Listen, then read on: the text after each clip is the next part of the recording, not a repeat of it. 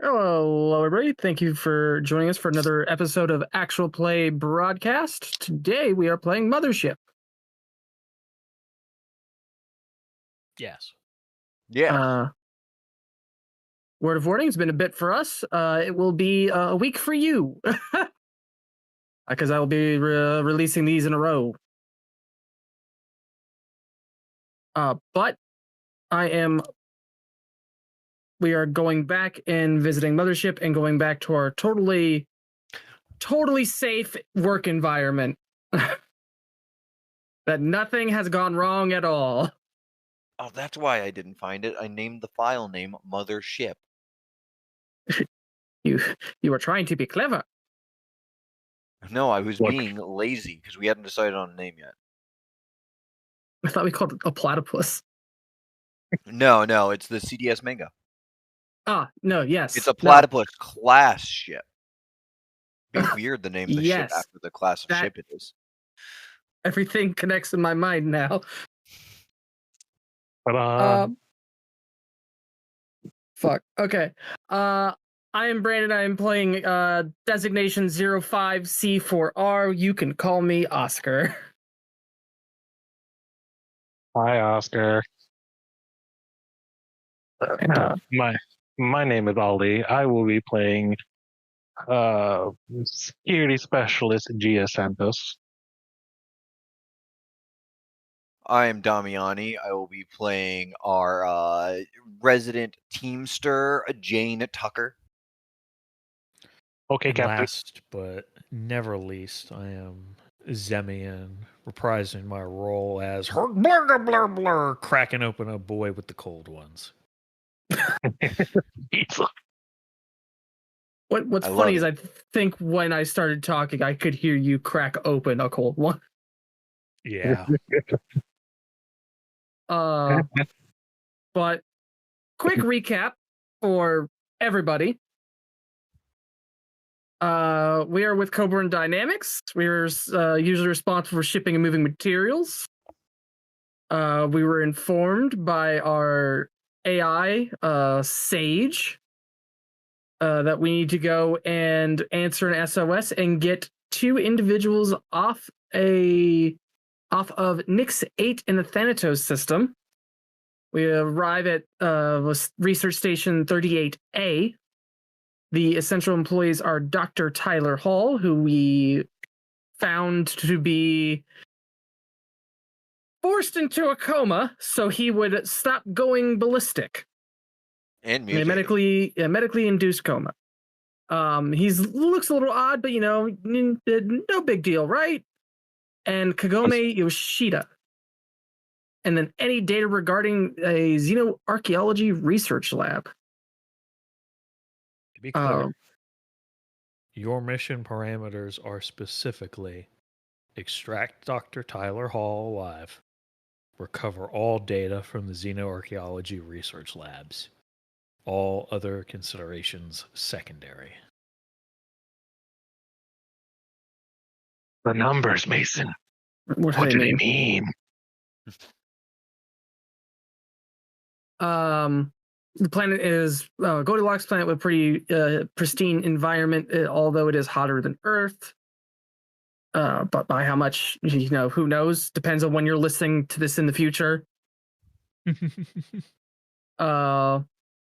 Dr. Hall had a freak out after something was found at a dig site and injured a number of individuals. He was then sedated in hydrostasis. Kagome and other researchers have been keeping themselves away for the past 2 days. Basically locked themselves in their lab. Hall was showing obsessive behavior and paranoia when attempts were made to thwart his research. Thwart could be in heavy air quotes, such as asking him to eat. After a task was completed, he became aggressive and started hallucinating, actual paranoia, voices, claims of being watched, and showing of fluctuating health. Two other researchers have come with concerns, believing that whatever Hall was experiencing is spreading. The discovery was made and could be a massive change for humanity, according to Hall. Hall looks a bit peculiar. Face dripping, extra finger. His arms have some dermal ridges to them. You know, normal space disease. Two other individuals, Terrell and Wu, are seemingly unaffected and report that behavior is especially erratic and strange since the dig site was found over a year ago. Over 6 months, has become more and more obsessive behavior, then a breakdown. He's been in stasis for 6 months. Terrell noted that a couple of nights ago they heard a scream from the cafeteria, but believe it to be them being right between that spot of being asleep and being awake. I feel that, buddy. Dr. Hall had a pile of clothes in his room and a blanket thrown over a mirror. It looks like a tornado went through his room. The mirror was scrawled on in, various things that could classify as a writing utensil or ink. Yep. Things saying, "I can't help you. Why are you following me? Who are you?" And chaotic writings otherwise. The resident android, myself, attempted to do the math and found out that the math doesn't work. The math doesn't add up. The artifact is functionally bigger than it is like on the outside. All that non-Euclidean happy horse shit. So had a bit of a breakdown there.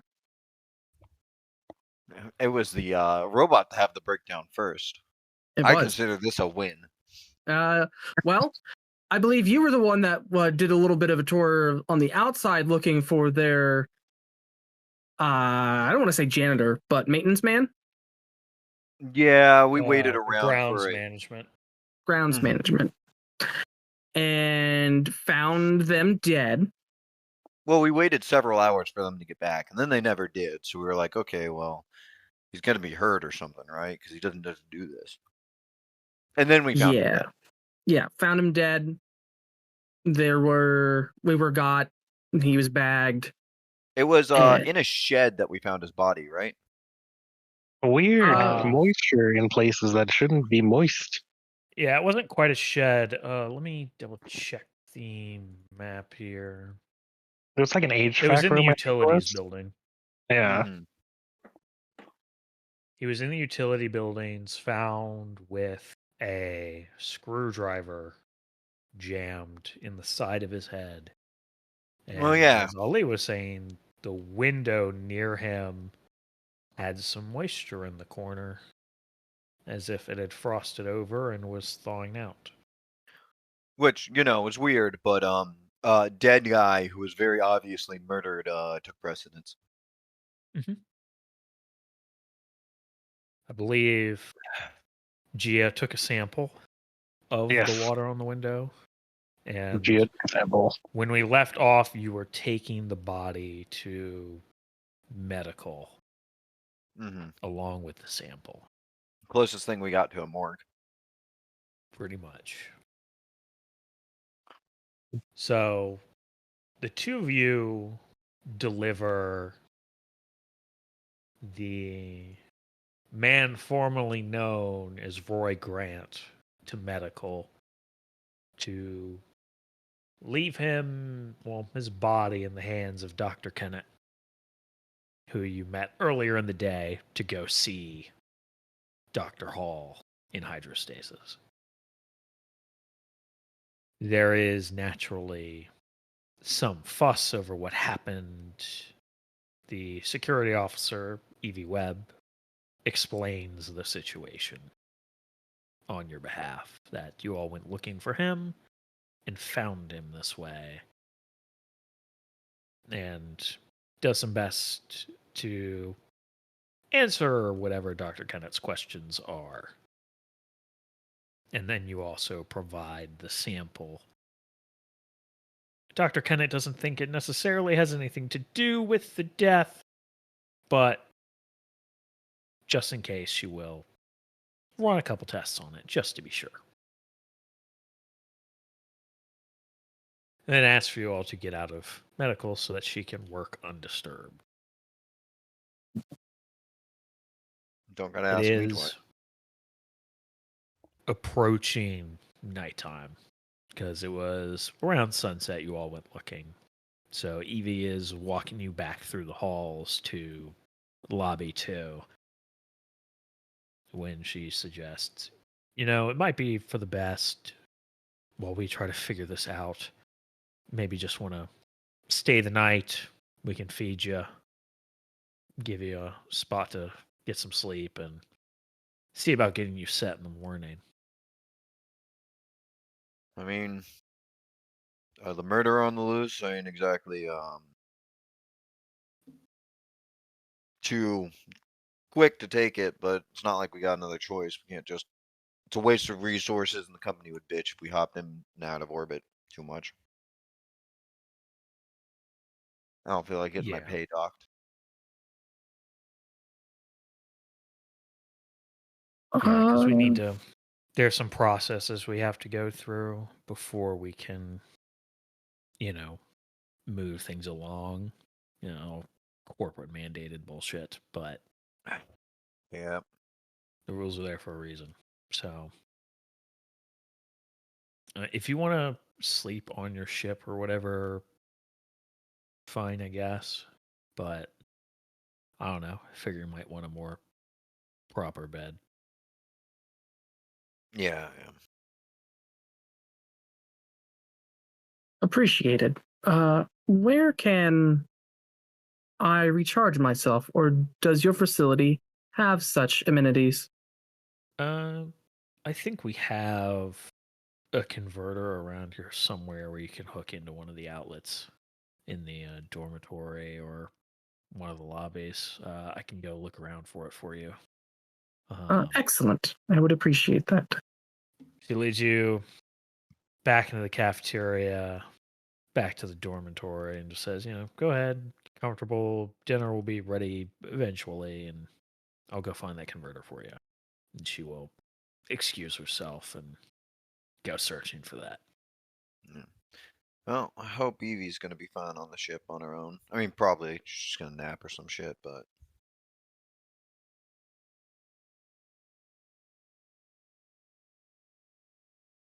Mm-hmm. Mm-hmm. I'm just going to worry.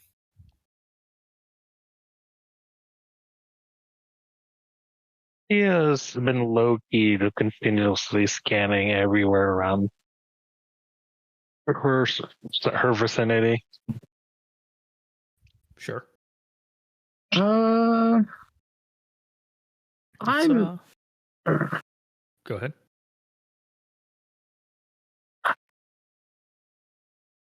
No, because she's grabbing the converter right now.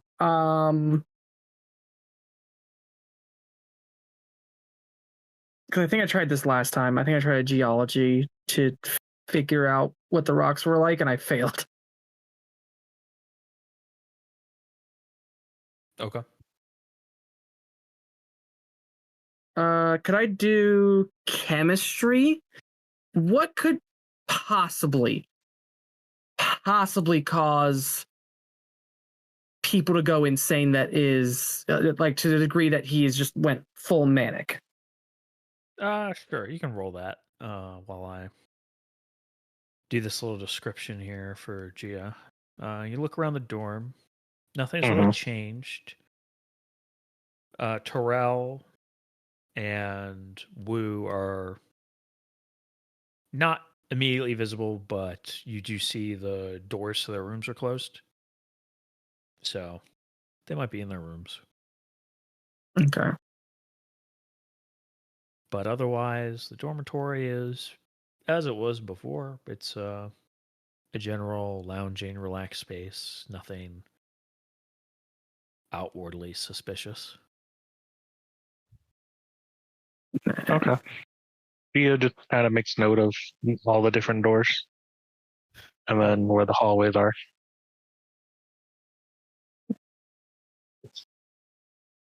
Well, let's see. Intellect 57 plus 10 for chemistry 67. No, I fail. Ooh. Yeah. So you go ahead. You gain a stress. Oh boy. Here we go, being stressed again. Yep, I'm at 5 now. Jesus. I'm still at my minimum. Well, I took I think all 4 of the ones I originally had, I took from trying to do as a computer, try to do non-Euclidean geometry. Yeah, which sucks ass for you. Yeah. You try to think from a purely chemical standpoint what could have caused this madness, in short. Of course, there's tons of studies of, chemical reactions that are related to these things, but to spontaneously produce this, it would have to there would have to be some significant change in brain chemistry. But typically that would involve some kind of environmental change for such a dramatic shift, or life change, or something to that effect. It largely eludes you what could be causing this, and it doesn't put you at ease knowing that there is something not easily explained happening here.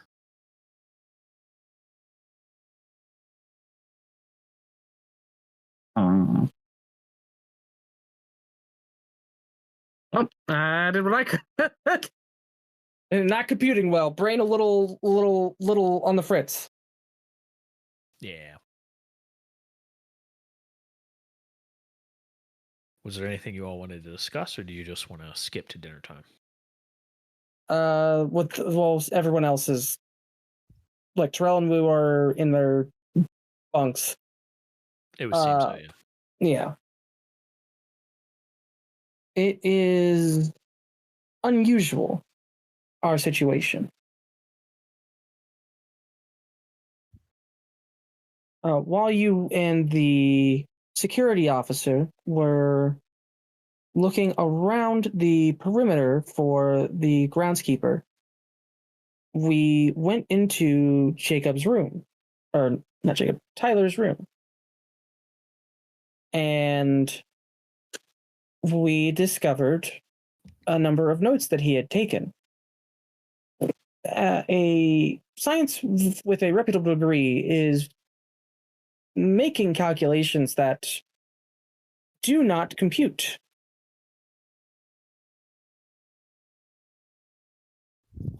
These calculations would break the very understanding of how dimensions work.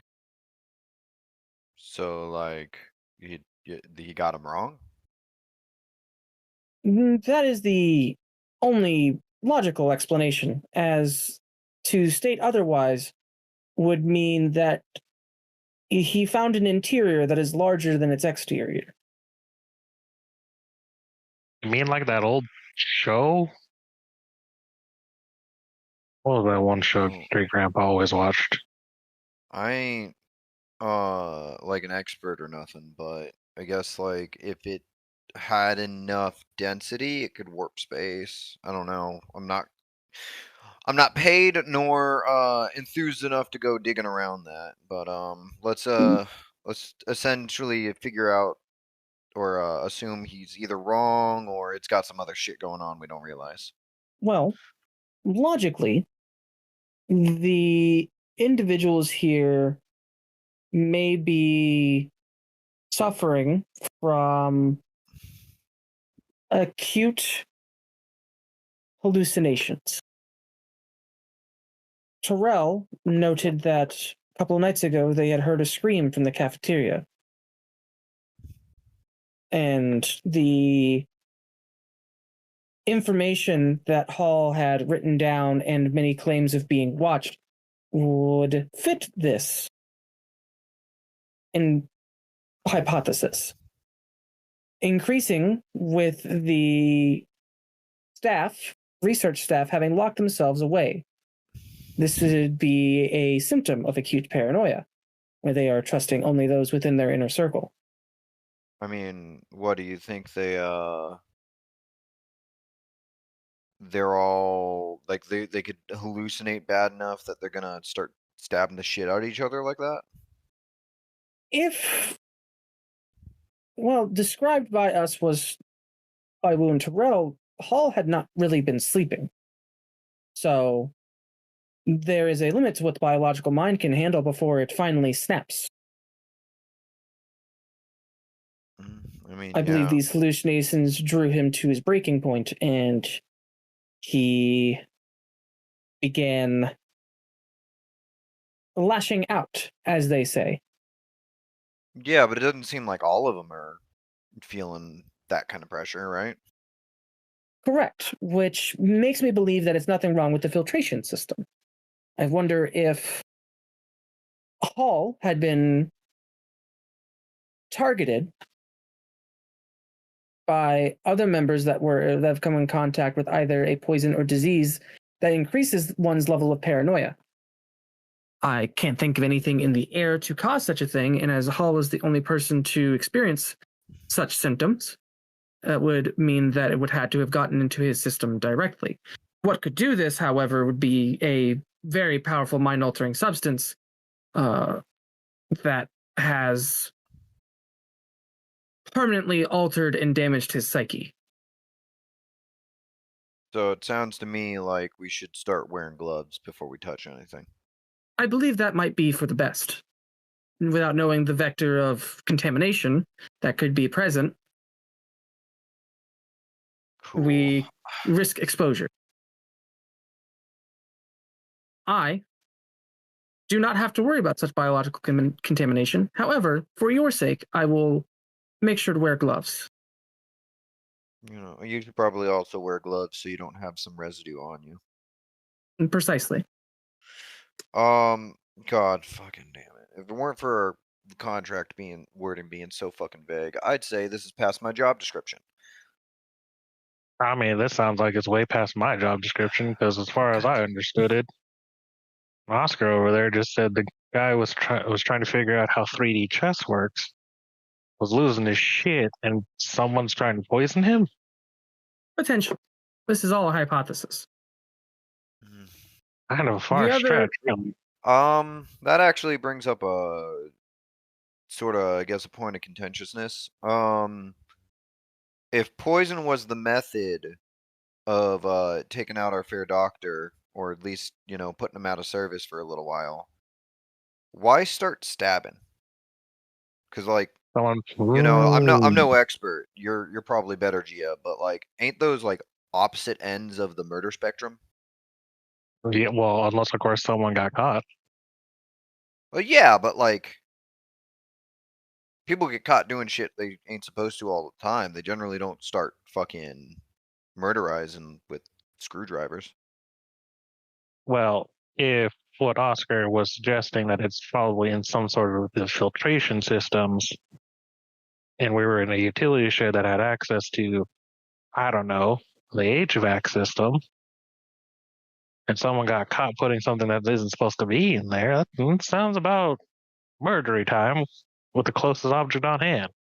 Yeah, I guess what I mean is it just feels weird to me. Like, if you wanted to resort to poison, it feels like maybe that's the sort of thing you're like keeping your hands clean, quote unquote, for, but like, feels a far way to just go jamming a screwdriver into a person's skull. I mean, even if it was like, I'm trying not to get caught doing this thing I'm not supposed to. That is very bad. Well, there are two reasons that I can think of off the top of my head that someone would be wanting to use poison: causing sickness to get evac, or to actually kill someone.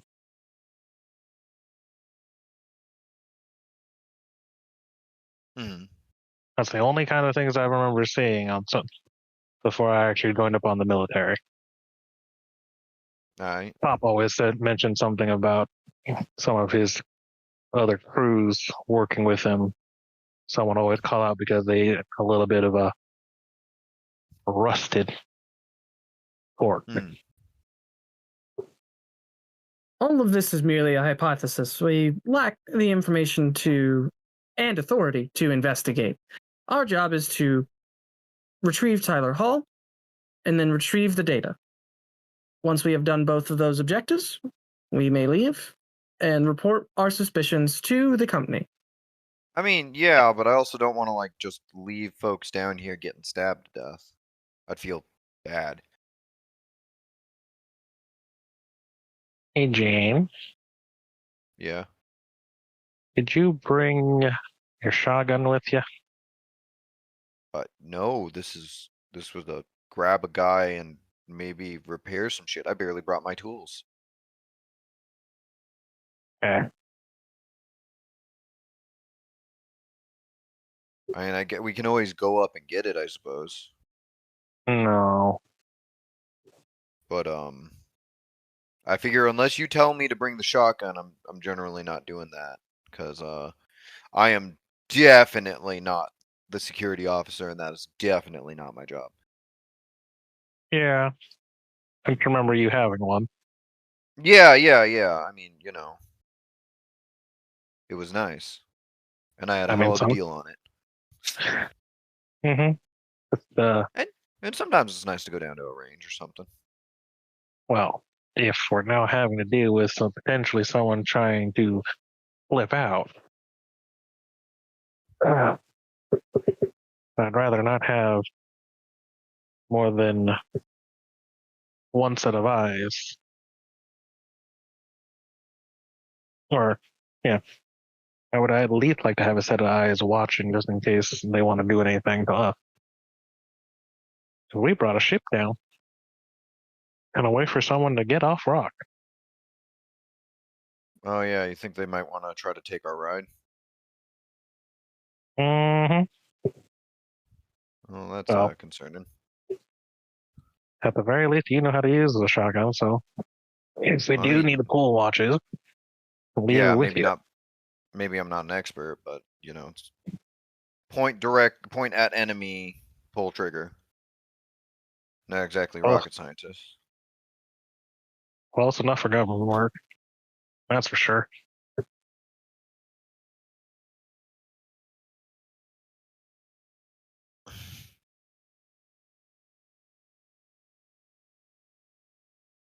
Did they actually give us a room or any room to really kind of work with the Storymaster? Yeah. There's a couple spare rooms in the unit that aren't assigned to anybody that you all can use. Okay.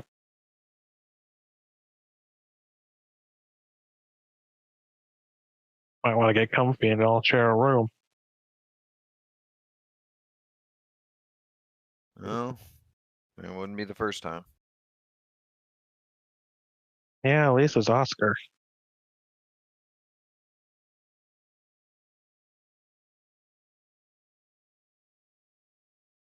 I thought of offering my services to monitor tonight, but I do not believe that I would be the best capable to make what do biologicals call it? Gut decisions. Yep. Seeing as there's no clear indication of what to keep an eye out for, not easy to kind of put parameters on things.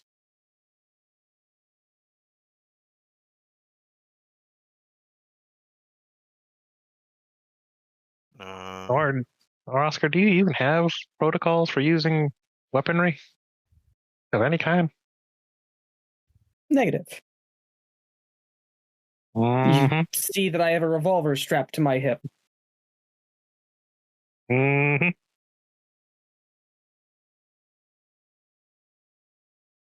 All about the aesthetics, that's for sure. This is a general research model. I am not trained or suited for combat.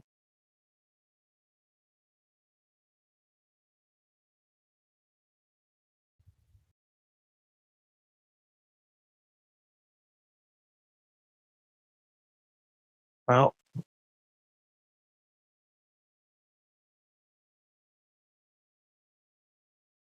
think we should keep our spaces. Maybe go see what people are doing when it comes to dinner time. See if everyone's being spooked extra. Now we brought another body.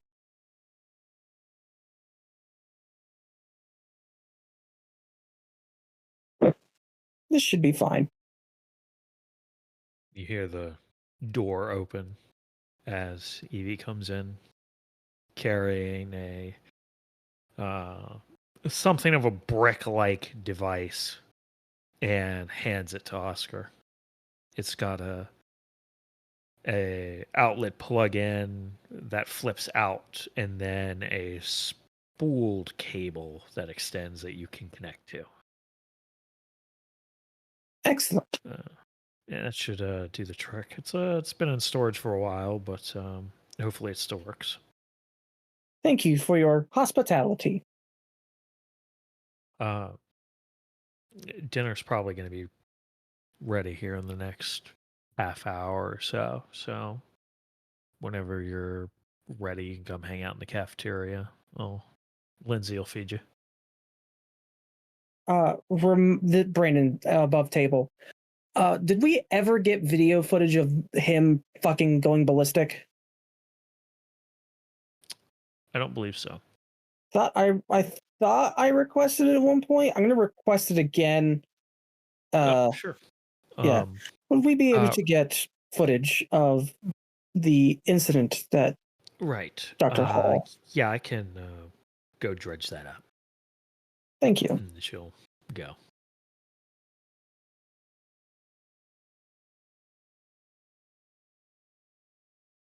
I wish to study it for behaviors that may or may not be labeled as suspicious by other parties to see if there was a trigger.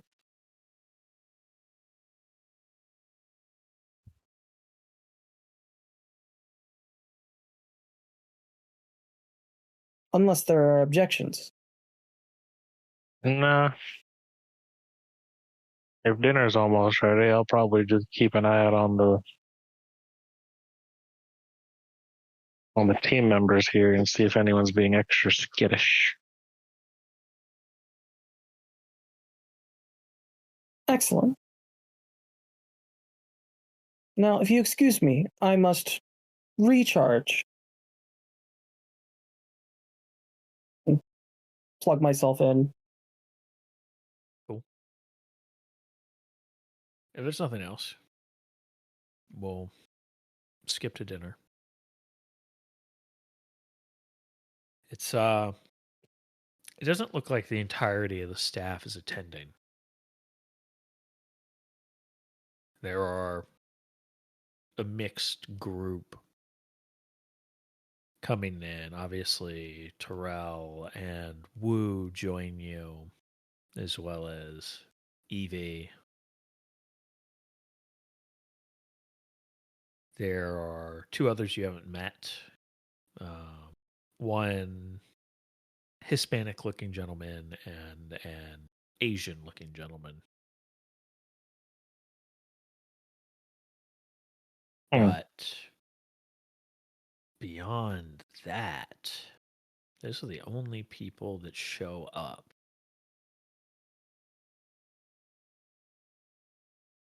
And the chef, who is at the counter where they're handing out plates and such, Lindsay, you found out her name is, handing out trays with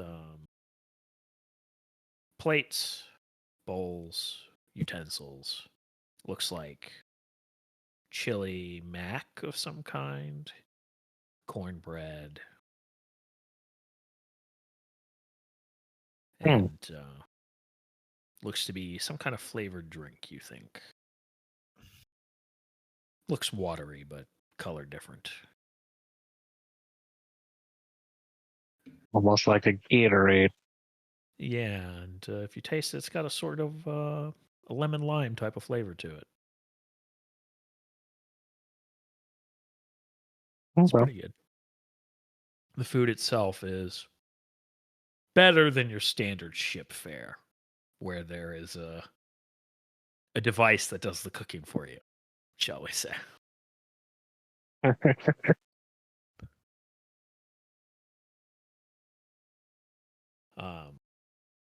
There's some talk amongst some of the people that are here, asking where so and so is, a shrug, some awkward silence. Not much.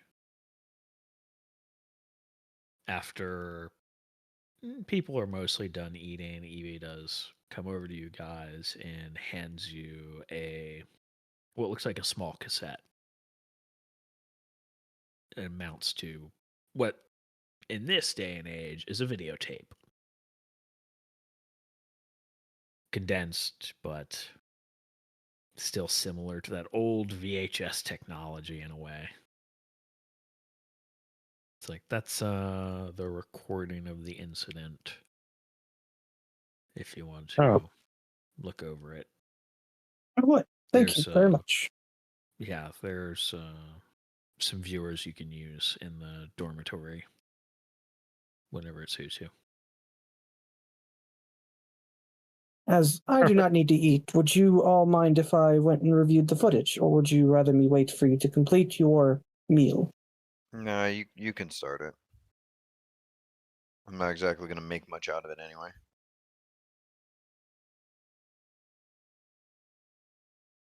Yeah, you can go ahead. Excellent. I will make my way to one of the dormitories. Okay. So you head into the dorm. You head up to one of the, we'll say, multi-entertainment devices. And pop the tape in. And as she said, it's a cut recording from the security footage of, Dr. Hall kind of losing his mind. The beginning of the recording, he is somewhat staggering around, concentrated effort in his steps, shoulders kind of slouched forward, head sort of lolling about, almost like he couldn't properly control his neck in the way that a baby struggles. He just kind of rolls around here and there with his movements. The footage isn't too great. You can't make out super great detail. It's a bit grainy. So you can't get like a full idea of the expressions he is making. But he does look somewhat slack-jawed. And with each concentrated step, you can hear on the recording, somebody off camera saying, "Dr. Hall, are you okay? Dr. Hall," over and over, and other voices saying things, but because of the recording quality and it's multiple people speaking at once, it is, well, nigh impossible to fully understand what is being said. And somebody goes to approach him to help him move. He's not really saying much, just moving. And when they get close, he lunges, stumbles, collapses to the floor, and there are shouts of concern. People start moving into frame. They clearly want to help him up, but considering he just lunged at the last person to help, they are not really sure what to do. They are standing around him, unsure. He manages to clamber to his feet with great effort, controlling almost one limb at a time, it seems, a hand reaching up to grab a corner of a table, pulling himself up, then moving one foot underneath himself to push up, then the next foot, until he's standing again. And then he grabs what looks to be some kind of multi-tool from the table and swings it at the closest person. And that's when everybody starts to get involved, grabbing at his arm to restrain him. He flails erratically as more people grab a hold of him. And there are shouts to get Dr. Kennett that you can make out. And the struggle and conflict continues. There is a sort of savage strength on display as he can wriggle his way out of some of their grips with his mad flailing and swinging. He hits somebody over the head, Terrell, you think, and continues flailing, and you can actually make out these like just gurgling, shouting sounds, no clear words, just noise. And it continues like this, his flailing and swinging, occasionally hitting somebody for several minutes until finally they wrestle enough control of him as Dr. Kennett comes in and she gives him the injection, forcing his body to go not into the medically induced coma you would know, but unconscious. Probably a high-level anesthetic of some kind, perhaps. And that is where the footage ends. Do I recognize the individual that was tackled? It looks like the angle for it isn't fantastic, but it looks like it might have been Wu that he initially attempted to charge into.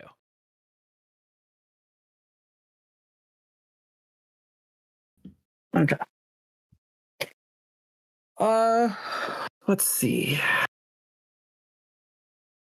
I'm gonna go for a long shot, just because everything else isn't gonna really help here. Linguistics, like I get that he was like gurgling and making noises. Did it seem like an attempt at speech? You rewind the tape, review that part. Rewind, review, trying hard to listen to the noise and really take it in. It seems animal in a way. Just this guttural noise out of some kind of frustration, maybe. It does just remind you of noises animals make when they are going into a fight or feel threatened or what have you. There's no clear words, just these choked shouting sounds.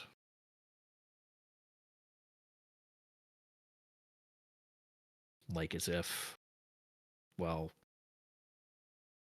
in a way you would think the closest equivalence you could make is somebody enraged beyond belief attempting to say something, but instead of just coming out as incoherent nonsense as they screamed. Yeah. That's the closest you could compare outside of just raw animal nature of it. Was thinking potentially with the effect on motor function, a severe stroke, but something that drove them rabid to flail around like maybe rabies. But not a doctor. Don't have any medical training. I just have linguistics, so I'm operating off of what I got. And rocks, and he's not a rock, so I can't do anything with that. But that is something. Okay. I will take the tape back and thank our security officer for letting me review it. Yeah, she takes it back. No problem. Let me know if there's anything else you need. Nothing at the moment. I believe our main priority at this point as Hall is fit for transport, would be to grab the data. Well, you're going to need an administrator to let you down there. That is, even though I am security, I do not have access to the xenoarchaeology lab.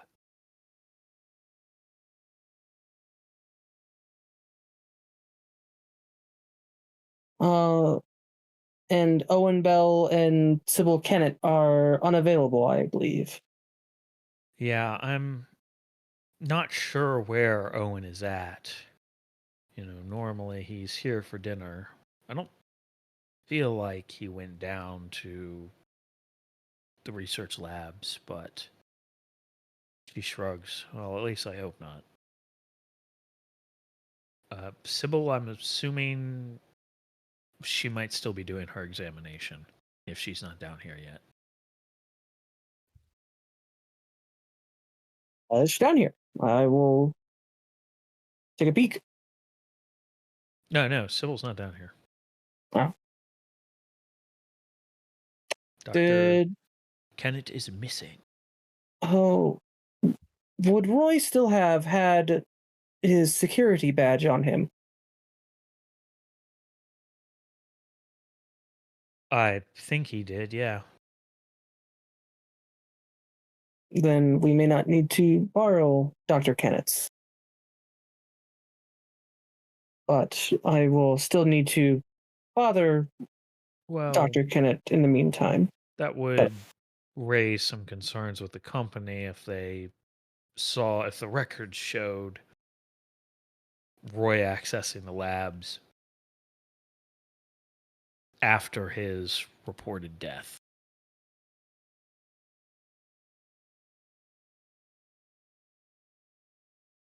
And I am prepared to fill out all necessary paperwork in order to assure that the project and procedure that the company has asked us to perform is done with the most haste. That way, your work here can continue unimpeded by 3 guests.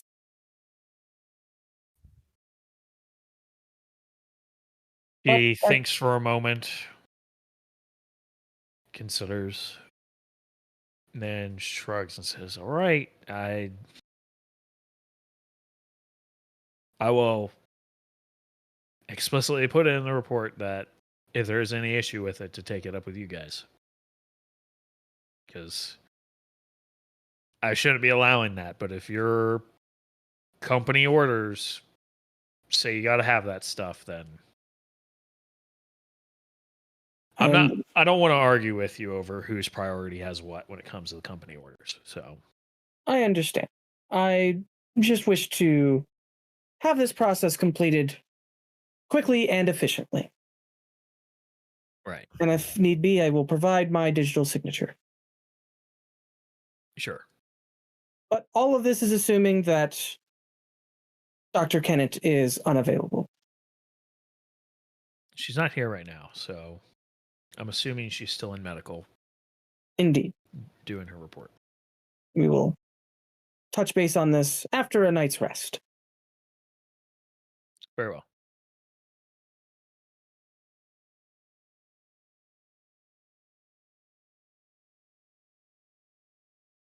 And then Oscar will leave. Okay. You going to rejoin your compatriots? I am. As they're finishing eating? Yeah, you guys are wrapping up eating. The food was actually pretty good. And Oscar's rejoining you. At least that was definitely a whole lot better than the normal stuff on the ship. A little less processed goo.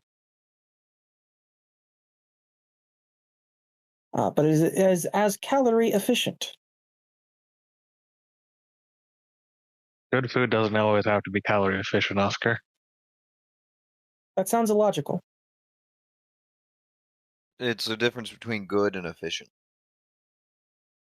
I see. So, What did the tape show you?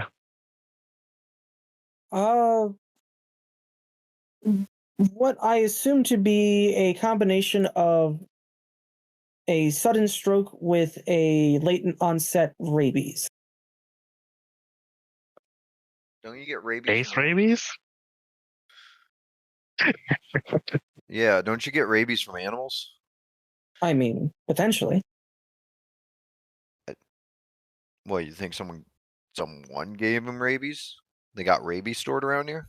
I mean, it depends on if an individual has a animal here that has been exposed to the environment outside, and then animals on the outside have a particular form of rabies that could have infected it. And then, a stray bite leads to a continuation of the cycle. So space rabies is your evaluation with a stroke. The individual was seemingly only able to control one limb at a time, being both slack-jawed and only managing to make aggressive gurgling noises before being approached by, I believe it was Wu, and being tackled to the ground. After which they got up and they were removed, got up, grabbed a multi-tool, and began swinging it around like a weapon. In which they were dogpiled, and after several minutes of struggle and other individuals getting hit over the head, such as Terrell, the good Dr. Kennett was able to sedate them. But the limb functionality was limited. They were slack-jawed, seemingly limping, with other limbs just not working in tandem together, as well as this violent fit. I do not have the medical experience to be able to diagnose it as anything otherwise.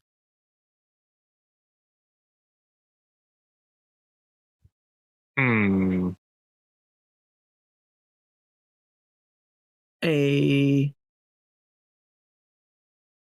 conversation has been had on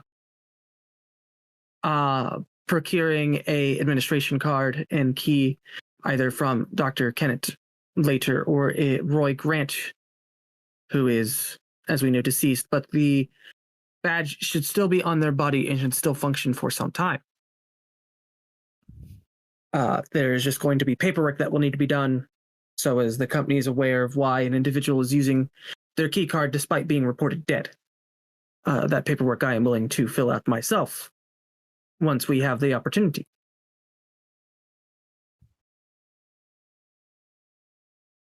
Or Dr. Kennett will be able to make themselves available and we can continue moving forward unimpeded.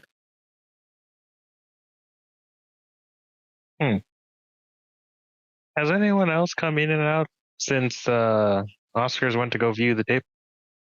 In the cafeteria? No. Okay. The only change is that once everybody was served, Lindsay sat down at a table herself and started eating. Huh. Everyone's more or less just been kind of hushed. Yeah, there's some small chatter here and there, but it's mostly awkward silence.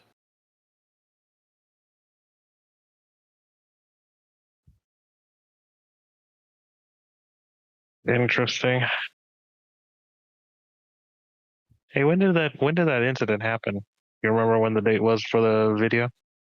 I was likely timestamped if we're going off of cassette punk. Yes, it was. I believe I had it 6 months ago. Yeah, 6 months prior. Yeah, but I'll give an exact date. Yeah, it looks like it happened on, whatever day in the evening. Okay.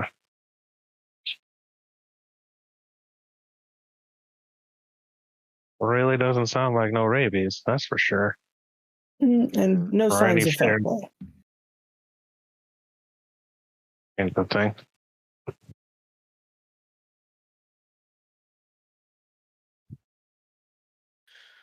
But also, rabies and a stroke at the same time just feels too coincidental to me. Generally, when something breaks, it's one thing. One explanation. And honestly, I get the rabies for the acting out and violent tendencies, but I don't think rabies would give you the whole dysfunctional movement. Hence my thought it was a stroke. Although perhaps the mental stress that the doctor suffered were causing physiological ailments as well as psychological. Or what if he had like a nervous system thing? This is also a possibility. That would make a little bit more sense.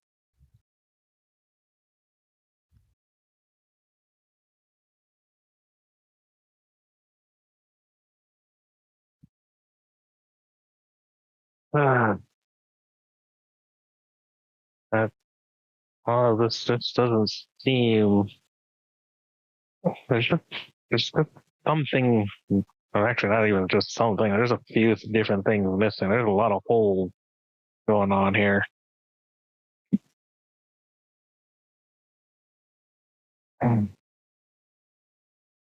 Is the planet side security officer having dinner now, or they're not here right now?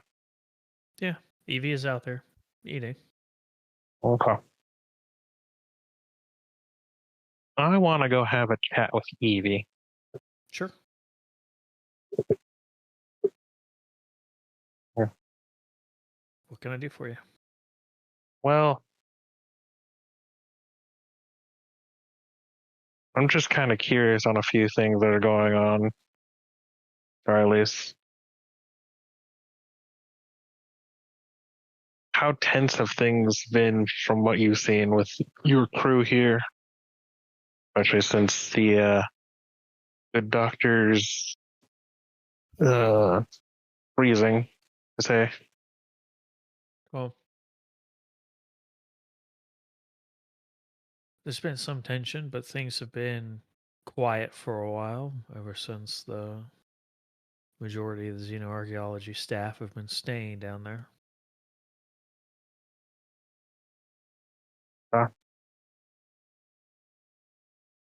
Were there any prior troubles between the different crews? Any? Not really, no. Now, occasionally somebody pisses somebody off, but nothing major. Nothing worth putting in a report or anything. Just the kind of thing you get when a bunch of people are stuck living in a relatively small space for a long time. Understandable.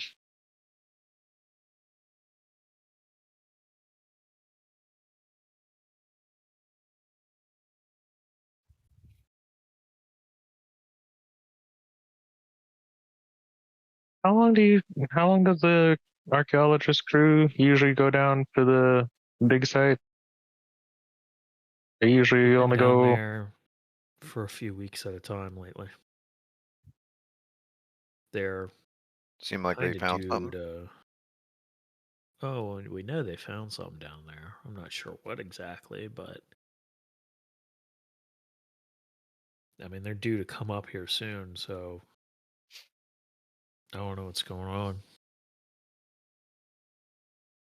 Are they edging past their normal times, or even some of their more extended times? Yeah. Okay. That's not necessarily good. And how many are on the archaeologist crew that has actually been out on their expedition? Oh, well, you have Dr. Yoshida herself, as well as, let's see, Jessica Hewitt, Anton Holtz. Terrell is a xenoarchaeologist, but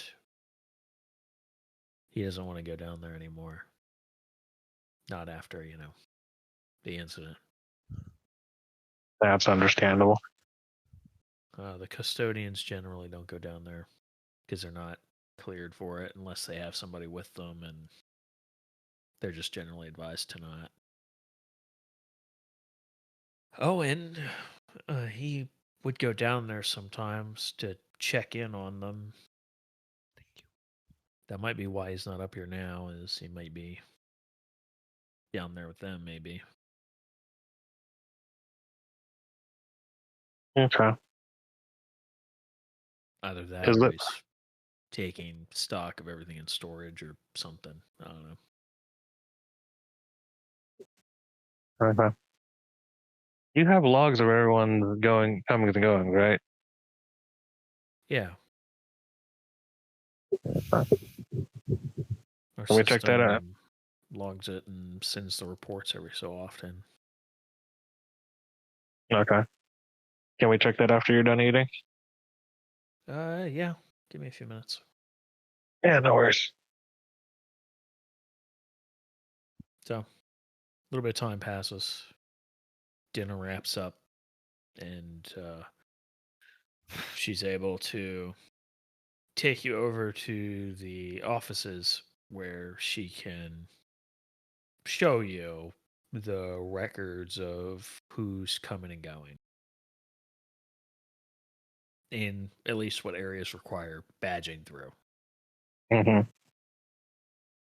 It does look like Owen badged from Lobby 3 going into xenoarchaeology.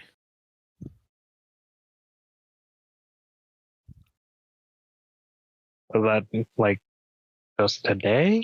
In the last couple days? Looks like it was yesterday. Yesterday. Okay. Well, that makes sense why Owen's not here. Yep.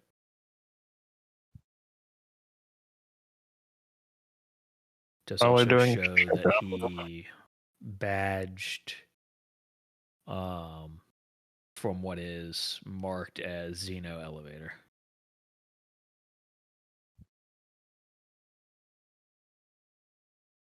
Okay. There wasn't any needing to access or badging in to access the utilities building, was there? You need a staff access level card. Access level card. Yeah, there's 2 levels of access as far as you can tell. There's the general access, which is fairly limited, but anybody can go through without badging. Then there's staff access, which requires the basic key card. And then there's the admin access. Okay. And we check who badged into the utilities where we found the body? Kind of curious. The TV. Well, you see Roy badge in a few hours earlier. And then Evie badged in hours later.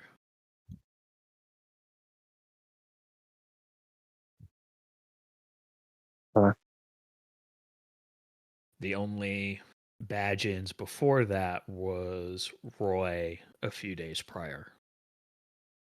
And going back through the records for the utilities building, it has been exclusively Roy badging into the utilities building every couple days. Or buildings. Okay. And then Evie accessing the building was probably when we found his body, at least in terms of the timeline. It matches with the time frame. Okay. Oh, that's weird.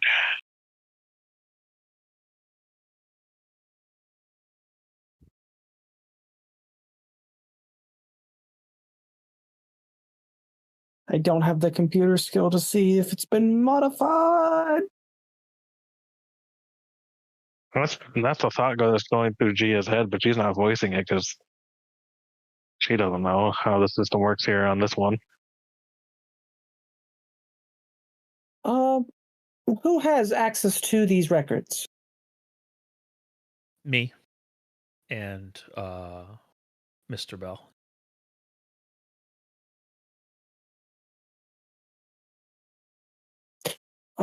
May I? I wish to take a look at the records and make sure that they are unmodified. Sure, I guess. I don't believe anybody here has that kind of skill set, but if you want to double check. I have computers, but at least I have intellect. Okay. All right.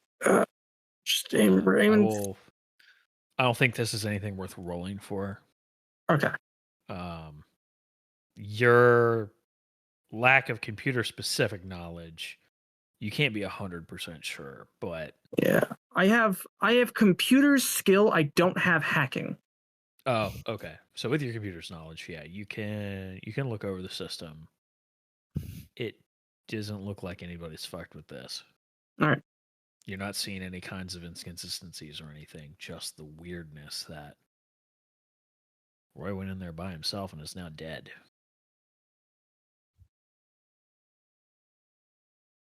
Which leaves one unfortunate suspicion.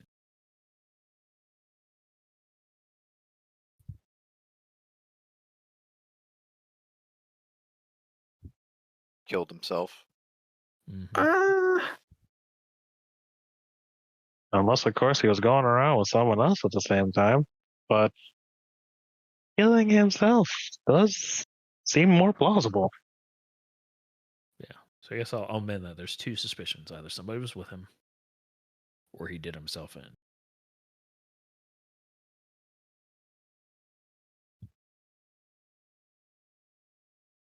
Well, their suspicion looks good. Well, unfortunately, there's not much to.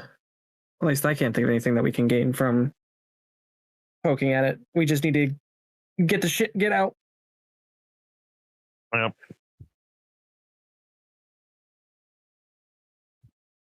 Okay.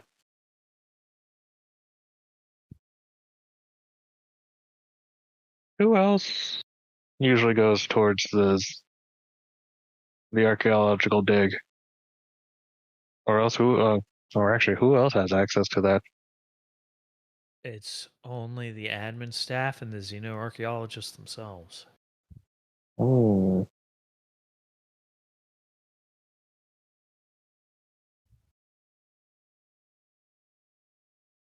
No one else has come up from over there in the last few weeks.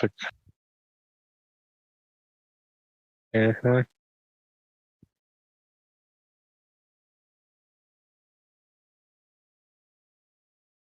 Well, I thank you for your assistance. I will be taking my leave to continue my recharge. Yep. Sure. Been a little too long. Gotta go think on things. Yeah, no worries. Anything else occurs to you, come find me in the morning and I'll answer whatever questions you have. And in the morning we'll see about getting the authorization to get the machinery out to move the hydrostasis pod for you. Right.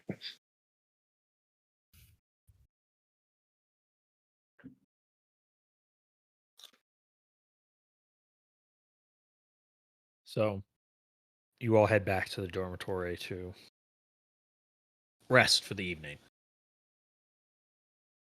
It's already, by the time you get back over there, the lights have already been dimmed to a night mode, essentially. You can see out the windows, it's dark outside. So the interior lights have been dimmed. There are like night lights effectively active throughout, so it's not pitch black or anything you can see, but it is low light. Right. You all wanted to huddle into one bedroom, essentially. It would make Gia feel a little bit more comfortable because she would probably be napping, in a sense. Okay. Or at the very least, for the first few hours, not going to sleep. Okay.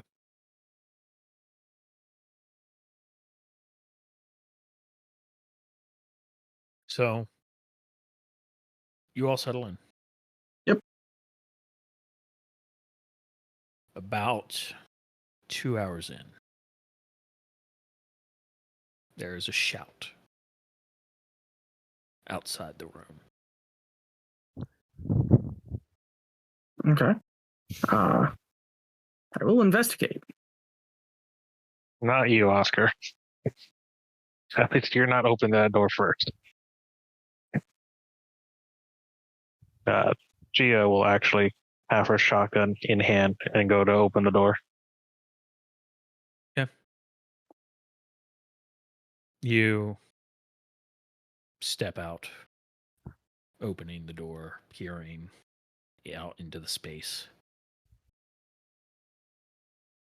You see nothing at first, and then a shadow in the door of the bathrooms, or the bathhouse, as they call it, passes into that area. Silhouette of somebody moving in the dark, you think. Yeah. General sense, where did it sound like that shouting was coming from? Outside the room. That's about it. Yeah. Okay. Right. If anyone's got a flashlight, grab it now. I saw something go into the bathroom. Okay. I have assorted tools. I'm going to assume a flashlight is one of my assorted tools. Yeah. Same. Probably, if it's like a tool kit type thing, it's probably a headlamp. Yeah, I have an electronic tool set and then assorted tools. Yeah, it's probably a headlamp. Don't remember if I took the flashlight with me when I came down on the planet. What? I have We a can fade flashlight somewhere. It's not a big Okay. deal. Okay.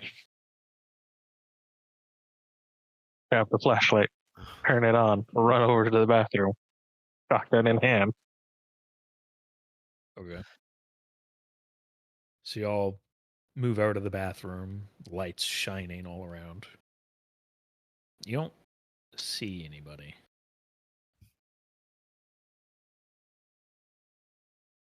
Are you going to go into the bathroom, or are you just going to hang out in the doorway?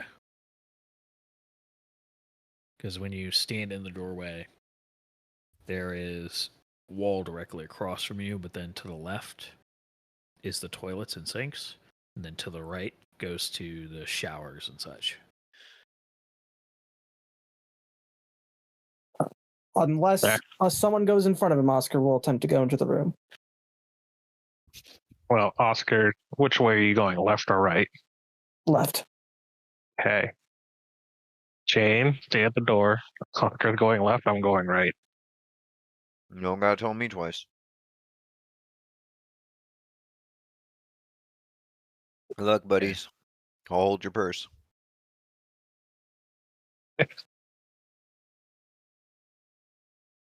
So we'll start with Oscar going left into the bathroom portion of the bathhouse.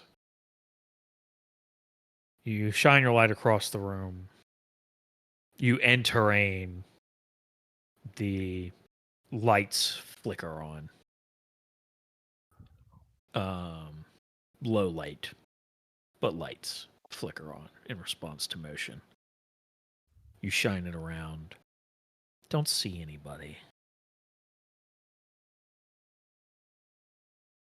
You hear some deep, rapid breathing. You think coming from one of the closed stalls. Panicked sounding. Are you all right?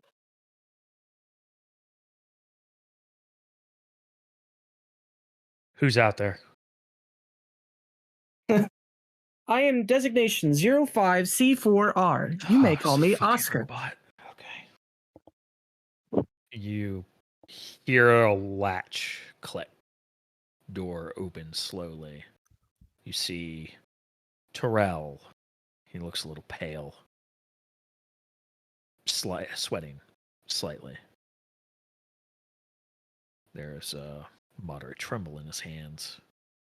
Meanwhile, on the other side of the bathhouse, Gia, you are rounding the corner. Similarly, the lights flick on as you enter. Mm-hmm. There is nothing immediately stand out. Shower stalls with heavy curtains, but they're all drawn back so you can see into each stall. There's nobody here. You can't help but notice.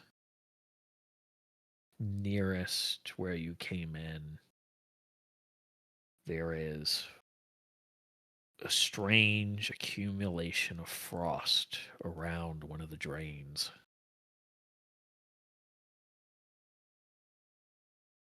It's again.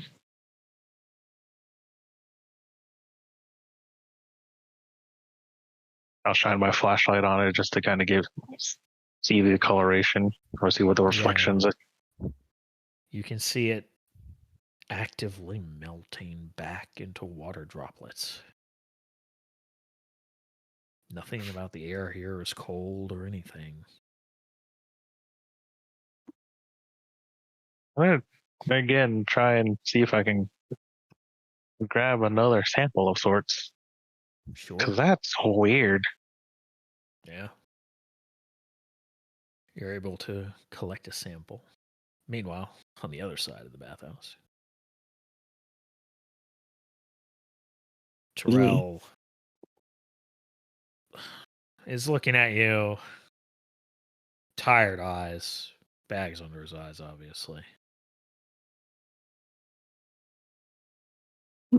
Were you the one to shout? Yeah. Sorry if I disturbed you and yours. Well, we were more concerned than anything else. Yeah, I just thought I saw something, I guess.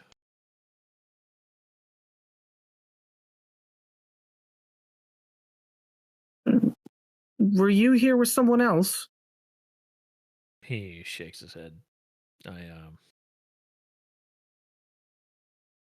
came over here to take a shower. I was a hard time sleeping, so I just went and showered, helped clear my head, and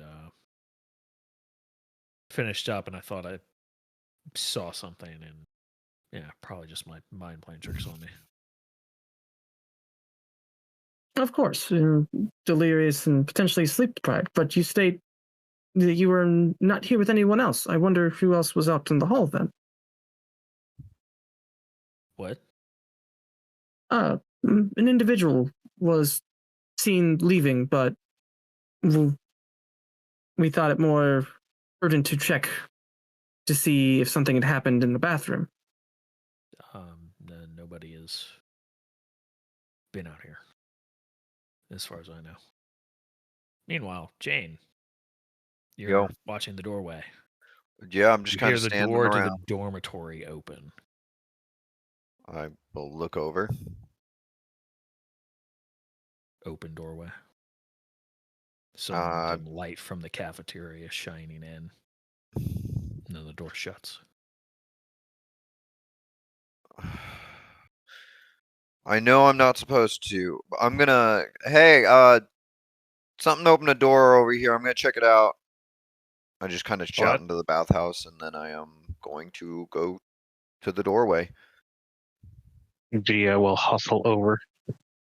Okay. At this point, I'm gonna say everybody gain a stress. Yeah. Yeah. Question. Yeah? When do I cap out on stress? 20. 20. All right. So, Welcome to the game of stress. yes. You head over to the door, Gia rushing after you to catch up. What did you see?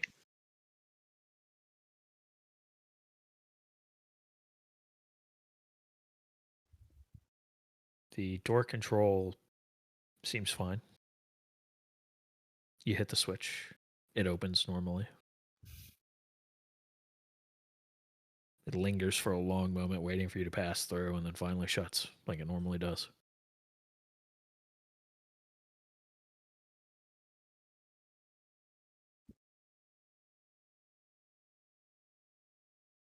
Jane, what'd you see? Yeah. I share my experience. Fucking saw something in there.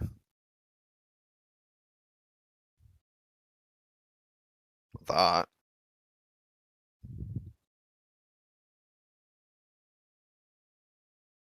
So, it opened? Yeah, man. I don't think the wind did it.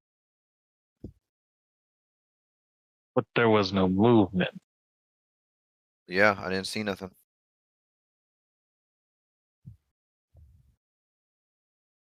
What? Meanwhile, back with Oscar and Terrell. Yeah, I was the only one up, I think. Are your eyes up to date? Need a firmware update? Not that I know of. Fair enough. I think we're just gonna try to go back to bed. Understood. Yeah. He passes you back out into the dorm. You all hear Terrell moving, passing back over to his bedroom. Goes inside, shuts the door. Oscar, you're processing. You looking over the bathroom. Is there anything more you want to do in this room? I want to check the stall he came out of. Okay. You check the stall. Seems clean. No items left behind. Seems unused.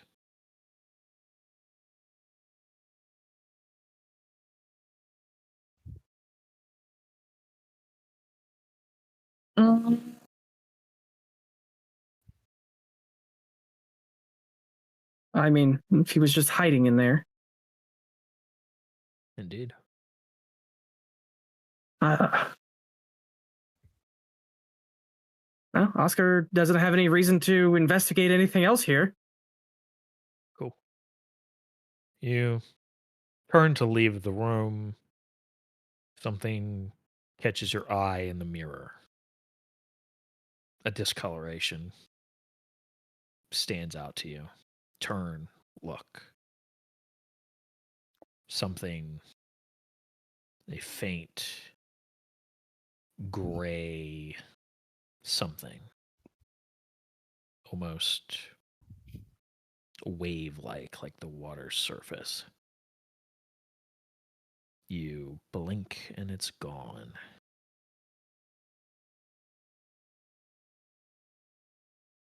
Peculiar. You'd seen it in the mirror, but you look from where the mirror is facing and no, just a green paneled stall. Is the stall open or closed? It's closed. Attempt to open it. You push it open. No resistance. It wasn't locked. Stall's empty. However, you notice it's almost cold to the touch.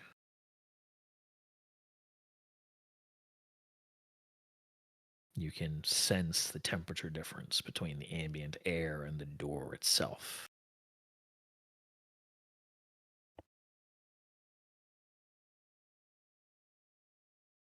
Gia, Jane, may I ask for your assistance? Tia comes, walking through, still scratching at her chin. The fuck? I need empirical evidence other than potentially faulty sensors. Is this cold to you? What do you mean cold? Like beyond just I surface reach out. cold? I reach out to feel it. Yeah, it feels a little cold. Yeah, I mean it's a little chilly. I guess. And then compare it to another stall that is, nearby that hasn't been occupied or anything as far as we could tell. Yeah, sure. Next stall over. Seems about room temperature. And notably colder than this. Tia squints and looks into the cold stall. I mean that's definitely weird. It's a stall. Looks clean. Nothing outstanding about it.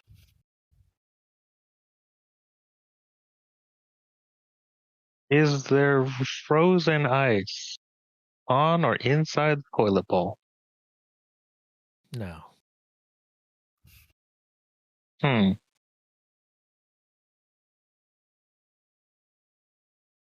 Check the other side of the door from inside the stall.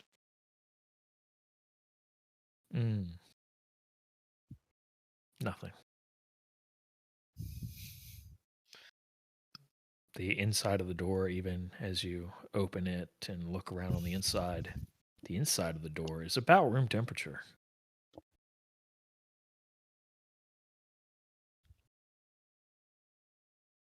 Huh. Hey, what? You were talking to Terrell, right, Oscar? Correct. What stall was he in? I'll point to the one that he was in. Yeah, it's all the way in the back. The last stall was Terrell's in. This stall is the second to first. Terrell stated that they believe they saw something, and it spooked them. They were having a hard time sleeping and were attempting to shower to calm their nerves when they saw something and then proceeded to bolt for one of the stalls. Correct me if I'm wrong, did we see an individual exiting not long ago before Terrell? Or at least passing in front of? Out of character wise, I thought it was going into the bathroom. Was it actually leaving? You saw a silhouette go into the bathroom. Yeah. But that was after the scream. Yes. Correct. So we have a lot of things that don't line up here. No, Oscar, I said something went into the bathroom, not leaving the bathroom.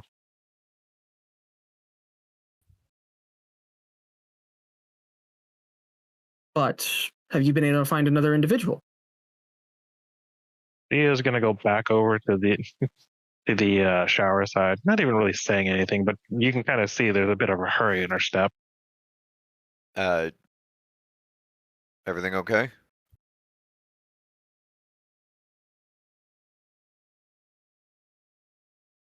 Do any of the shower stalls look like they were used? Yeah. Or show the one that reason closest to the door. To the door. Which Okay. also happens to be the one that has frost accumulated around the drain. Which That's is the one I took the samples from. almost all water now.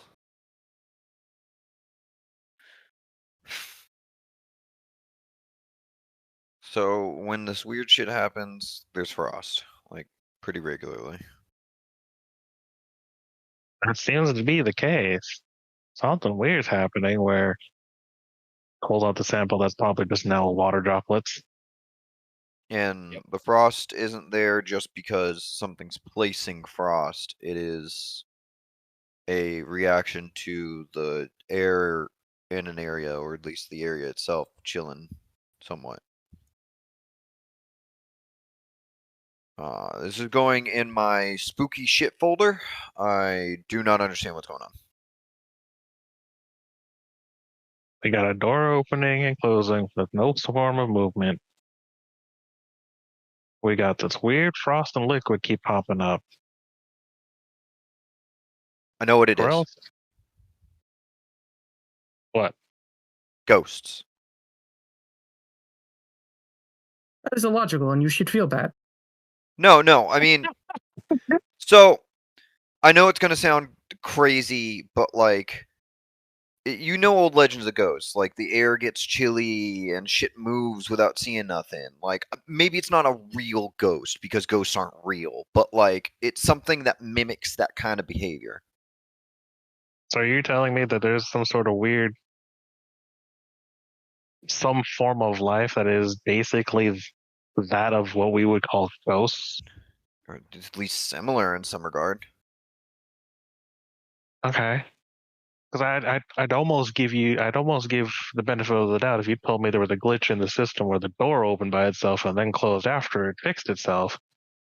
But I mean, but that again, I don't like coincidences. I don't like multiple things happening at once that right, do no, that. and I'm yeah, like this is weird that there's frost here, and there was cold on the second stall. The Corel came out of the last stall. Well, maybe it passed by him and that spooked him. Like, because people got like a sixth sense sometimes, right? Like, I know. Again, I know it sounds crazy. There's suspend disbelief for a little bit. It's not a real ghost, but like it's ghost-like enough. So I'm using fucking ghost as a word. I mean, that's entirely fair. No, it isn't. From a human standpoint, it is, Oscar. Metaphors exist.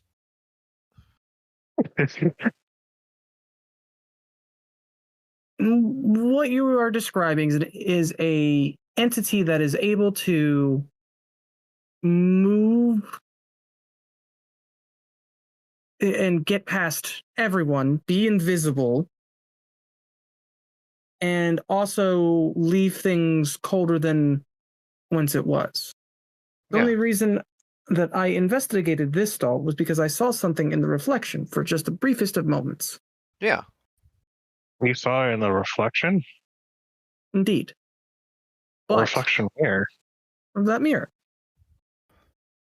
But neither one of you encountered a being on making your way to me. Yeah, exactly. Because we couldn't see it because it's a ghost. They're all Yeah, ethereal sometimes. They kind of phase in and out of reality. Like, we have a fucking spaceship with an FTL drive. We manipulate like the laws of physics and shit on a regular basis. Wait, it was it the mirror directly across from the stall we were just in that had all the cold features to it? Yes. I'm gonna go take a look at that mirror. And you look at the mirror, you see yourself reflected, your friends behind you. It's clean. No cracks, no blemishes. Is it So, yeah. colder than room temperature? You touch it, and it feels about room temperature.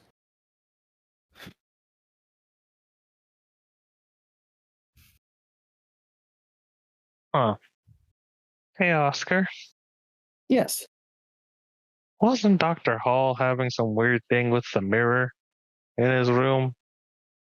Yes. He continued to write on it and take notes. Scrawlings of a madman.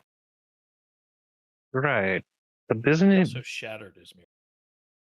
Yeah.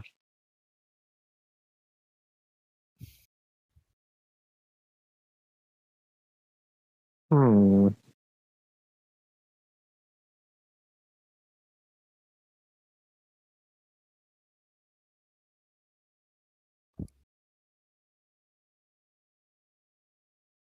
I wonder.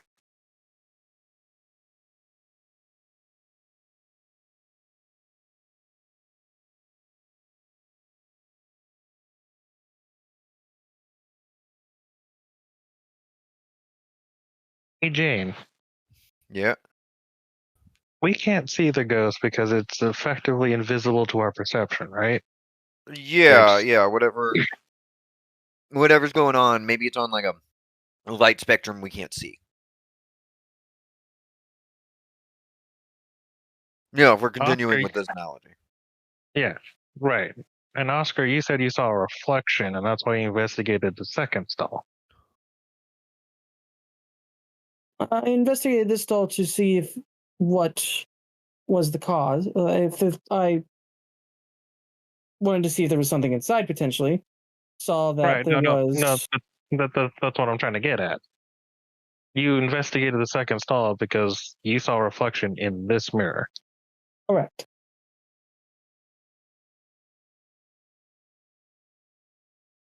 Hey, Jane, you Yeah, think maybe because of the way mirrors work, we might be able to see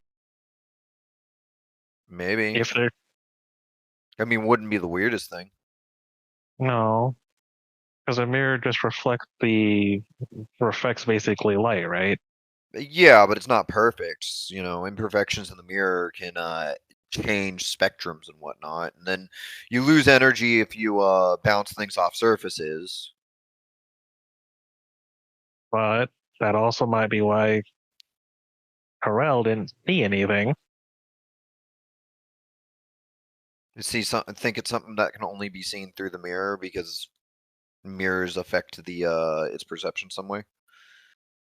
Or our perception through the reflection of a mirror is what will make us allow us to see this thing. Yeah, that's what I If mean. it's if it yeah, if it's the ghost apparatus or this ghostly thing. The analogy. Mm-hmm. Didn't Doctor Hall say something like he felt like he was being watched?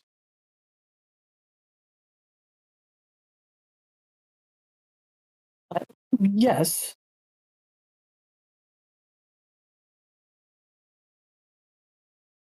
Hmm. Okay. Well, if it makes you feel better, Oscar, what we're more talking about is less like a supernatural being and more something that's thwarting our perception because of how it interacts with light. If that makes more scientific sense for you. It does. You claiming it to be an ethereal fictional being is an insult to science and logic. Listen, again, analogy.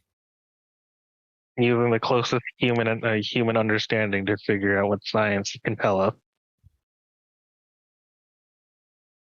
Sometimes you can find the logic in the illogical, Oscar.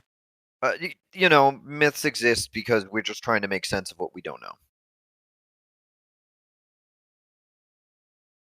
Because the voodoo, you do. You know, your door don't fit on your frame right. You think it's a ghost opening and closing doors, except we don't do that anymore because they're all electrical and automatic and shit.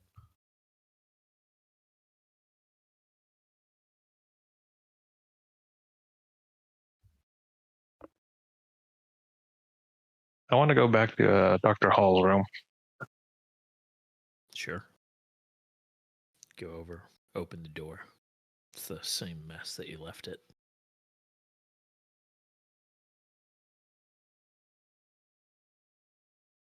What I want to do is find if there's any broken glass still on the floor.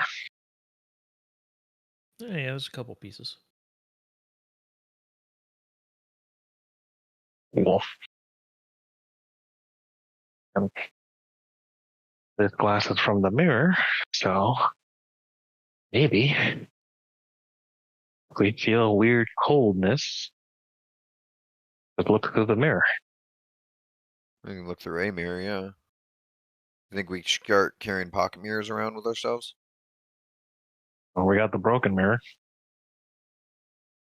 I actually have a pocket mirror. I left that on the ship. I mean, but we could probably get one. I'm sure that they have one somewhere.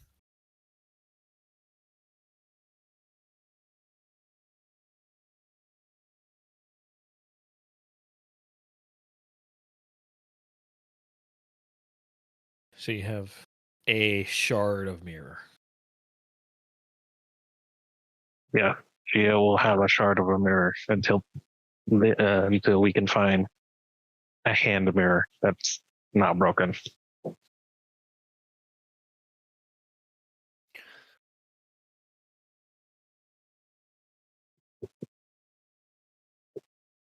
Who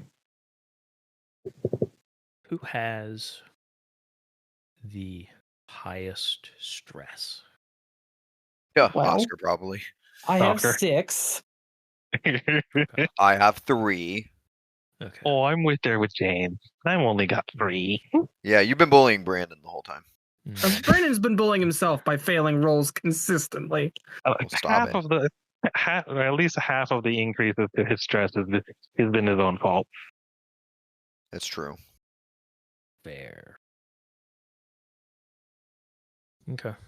Noted.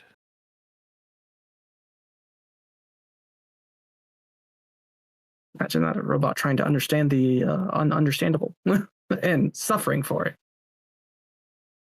It'd be like that sometimes.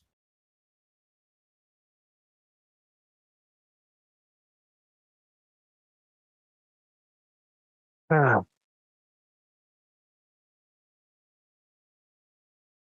we sleep, or do I go in, or do we investigate this thing? I think we sleep. That seems like the call. We're probably not going to figure out everything tonight. Well, there's no need for us to. We just need to get access tomorrow to the archaeological site and grab the data, and then we may leave.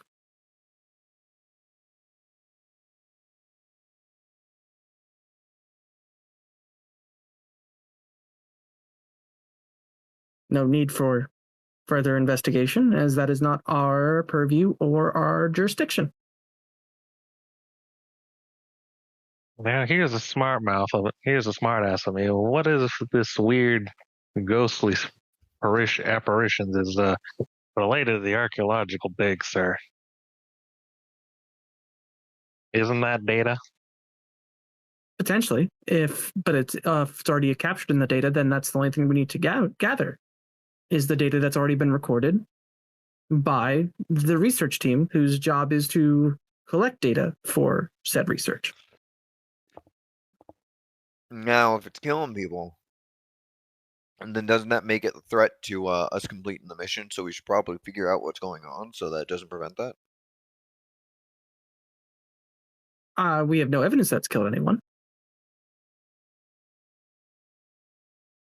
Side eyes towards Jane.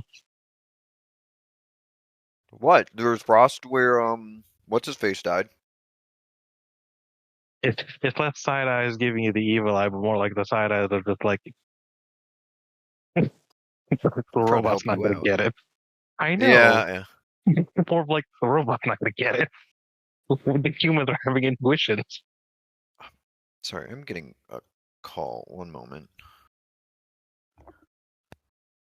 Brief 3-minute break for bathroom. No need for that. But I wish to understand why you believe this creature to be, if this is a creature, why you believe it to be the cause of violence.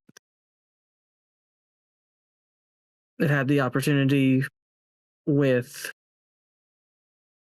Terrell, had the opportunity with me, if it wasn't just some trick of the light, going off of the information that you have gathered based on this intuition.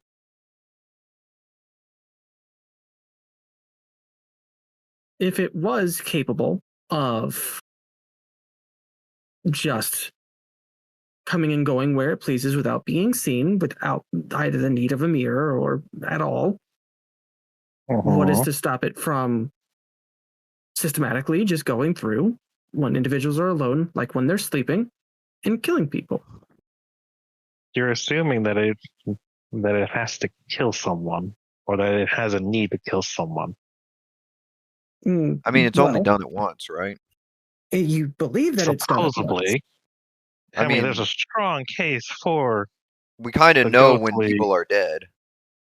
Well, there is that, but it is also entirely possible that, based on what he saw, scared him to death. To the point of Or driving a screwdriver through their skull. Yes. be not afraid. Have you ever seen a biblically accurate angel before? Or what's assumed to be a biblically accurate angel before? No. Why would I? I have consumed logical information, user manuals. Right. It is something that is beyond the comprehension, or at least the human mind comprehension to place and understand. And it is also in the human mind's ability to make irrational leaps and logic and cause violence where there is no need to. Have I tried to shoot you yet? No, but you did strike me in the back of the head.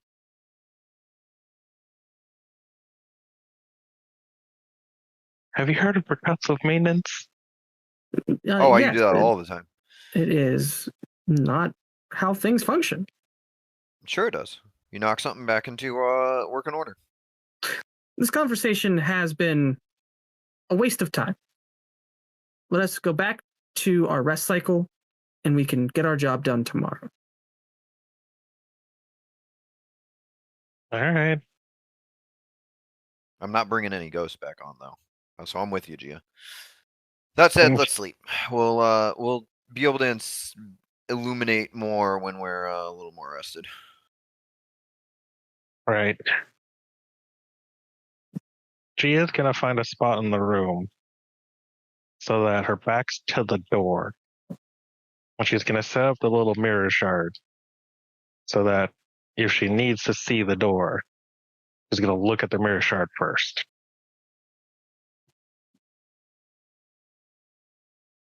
So these rooms aren't very big. So back to the door would essentially amount to literally putting your back against the door. Does Oscar even need to lay down in a bed? Can Oscar just stand in the corner? Can I just take the opposite corner? Damn, bro, we just go full racism now. There is functionally the door. You step in, there is some space. And then to the left, there is the bed and a desk and a little bit of wall between those two. And then on the right, there is a closet. Okay. That's pretty much it. So to angle this towards the door, I mean, you'd functionally have to like lay in the bed with your back to the door or be against the door. And the desk is mounted to the wall, I assume. Yes. This is a prefabricated structure. A lot of the furniture is just built into the room itself. So like the bed, for example, it's not a separate bed. It is a nook in the wall with a mattress slotted in. Oh, okay.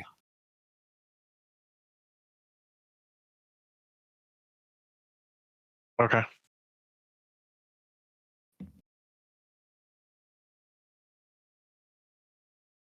Yeah, you know what? I'll do that. I'll sleep against the bar. Okay.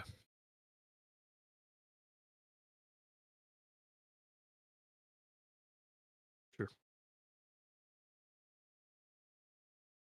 All right. You all rest for the night.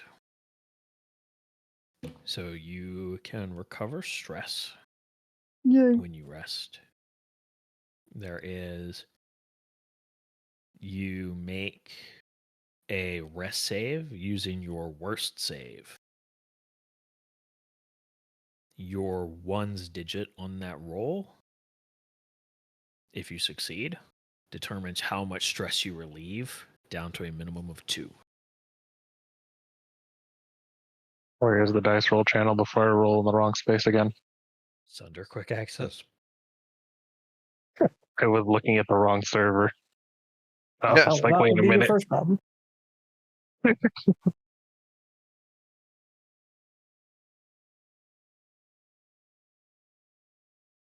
Ha, I did not make my rest save. I made my rest save, and oh boy, had I been able to reduce it by 9, but I only reduced it by 1.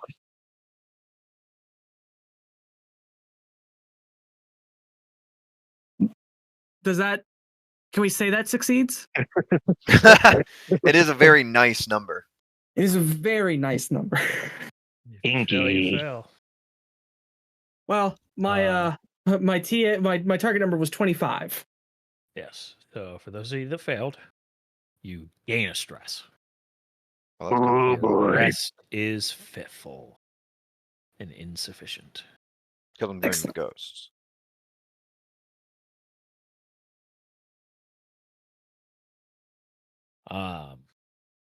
The next morning comes, and you all assumedly make your way out of the room into the general dorm area.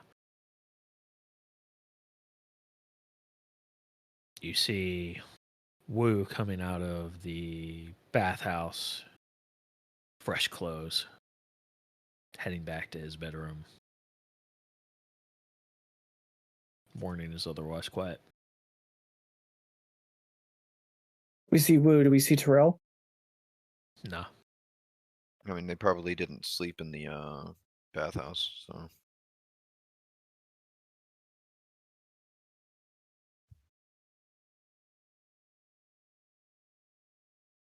Let us see if the doctor would be able to loan us her administration key.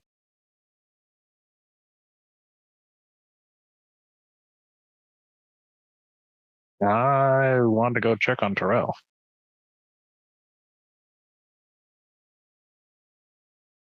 Splitting up is always an option.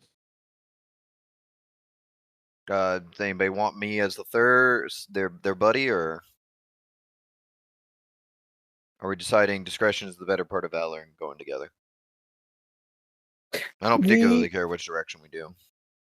If you believe that you'll be of help for Gia, I recommend going with Gia. I am simply grabbing a key. Okay. Guess we're teamed up again, Gia. All right. I just want to go check on Terrell. Yeah.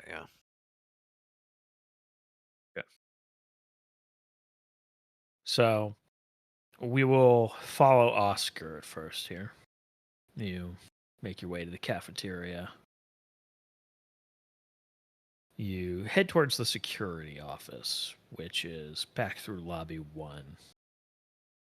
And you make your way to the security office, which is at the front entrance that you all pass through with the security check and everything. Yep. You'll find Evie there. Oh, no, you're not looking for Evie. You're going to go to see the doctor. I'm sorry. Yeah. So, cafeteria, lobby 2 to medical 1. You reach medical 1, the door opens at your touch, and you step inside,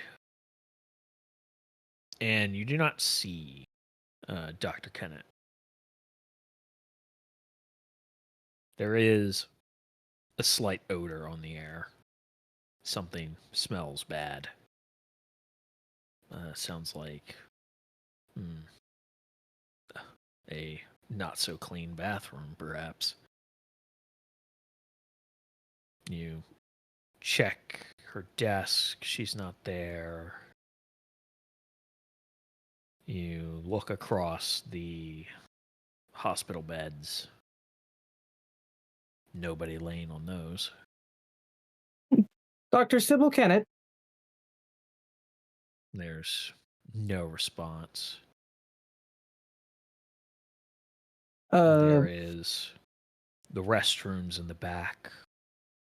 The male restroom door is ajar. The women's restroom door is closed.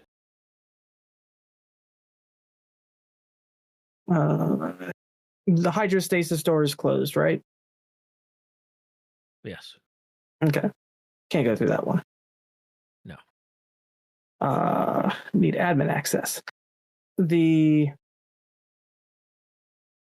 Oscar's a robot. He doesn't care. Oscar will go to the women's restroom door and knock on it gently. Dr. Kennett. No response.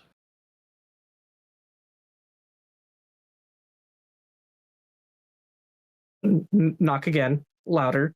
Dr. Kennett. No response.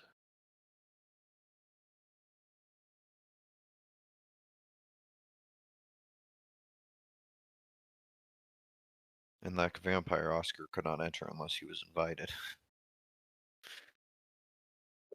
Dr. Kennett, I am exercising authority 2XYB section 3. I believe that you are at risk of health, and I am opening the door without being granted access.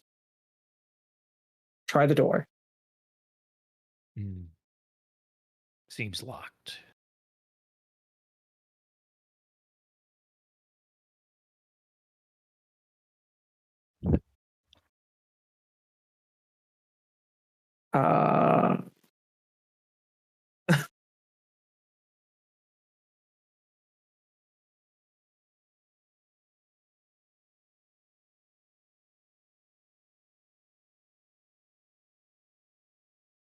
I don't fucking have it. It's not. It's not. It's a mechanical lock, right?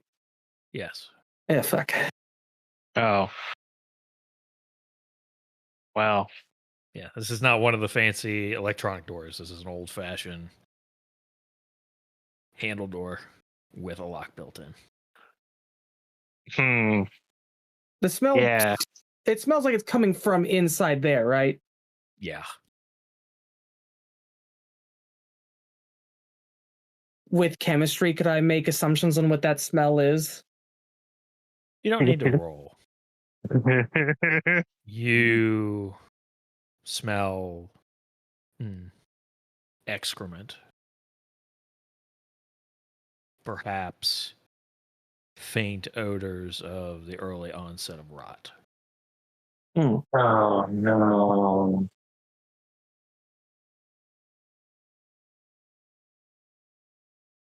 I'm gonna kick the door. Okay, yeah. You kick it. It judders, still holding strong. Damn, that's a good door. Yeah. Company spared no expense. Yeah, Privacy. that's why they sent us, because they spare no expense. Yeah. Do I Tactical know? cost cutting, I believe is the term. Tactical cost cutting.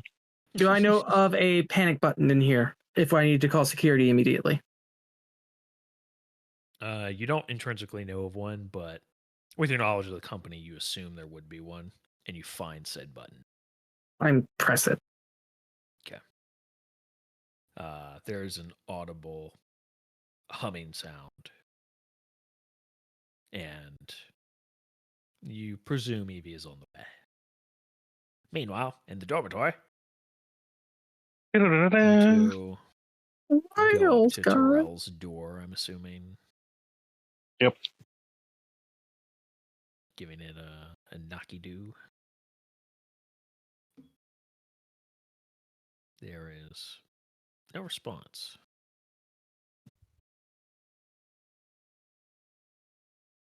Hey, Terrell. Trying to check on you. Doing all right? Shit, man. Nothing. Yeah, let's go. I mean, let's just enter the room. If we are wrong and he is just jerking off or something, that's our bad. But with everything that's been going on, not. Yep. Could also be. He's not in the room, but I'd rather check anyways. Yeah, again, our bad. Is the door locked? Yeah, it will not open at your touch. Is it a mechanical lock? No, this is an electronic door. Interesting. If you had an admin card, you can force this open. Damn.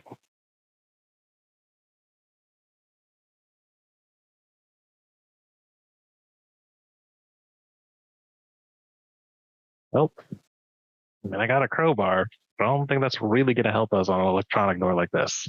God, we both went to the wrong fucking place. Yep. Well, here's the thing. I also have a lockpick set. I mean, that's what I assumed. But I have an electronics kit. I could take the fucking. I could have bypassed it more likely. Yeah. Yep. It's fine. Right. Well, too bad you don't believe in ghosts, huh? Yep. Too bad. Anyways. I'm gonna go knock on Woo's door real quick. Yeah, sure. You give his door a knock. It opens. Woo's there. Hey, what's up? Hey, just I wanted to see whether or not you've seen Terrell since this morning. No, I haven't. Okay. Apparently he had something some wrong. Or? Well, I he don't had know some yet. night terrors. He had some night terrors last night, so I just want to check on him, see if he got some more well rest. Yeah. No, I haven't seen him. I mean, if he had a rough night, he's probably just sleeping in. I imagine he'll be up in time for breakfast. So, yeah, All right. Well, we'll call the Coast Guard if he doesn't show up for breakfast. Kind of chuckles. Fair.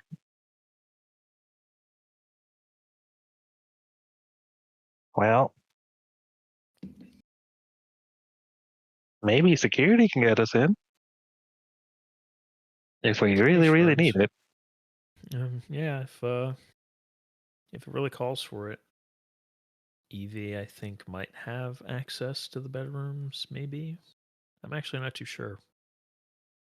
She's never had to, so I don't know for sure.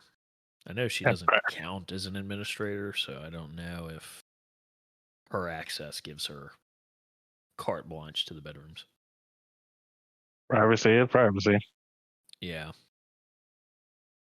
But, well, I guess in the meantime, let's go meet up with Jane, or let's go meet up with Oscar, Jane.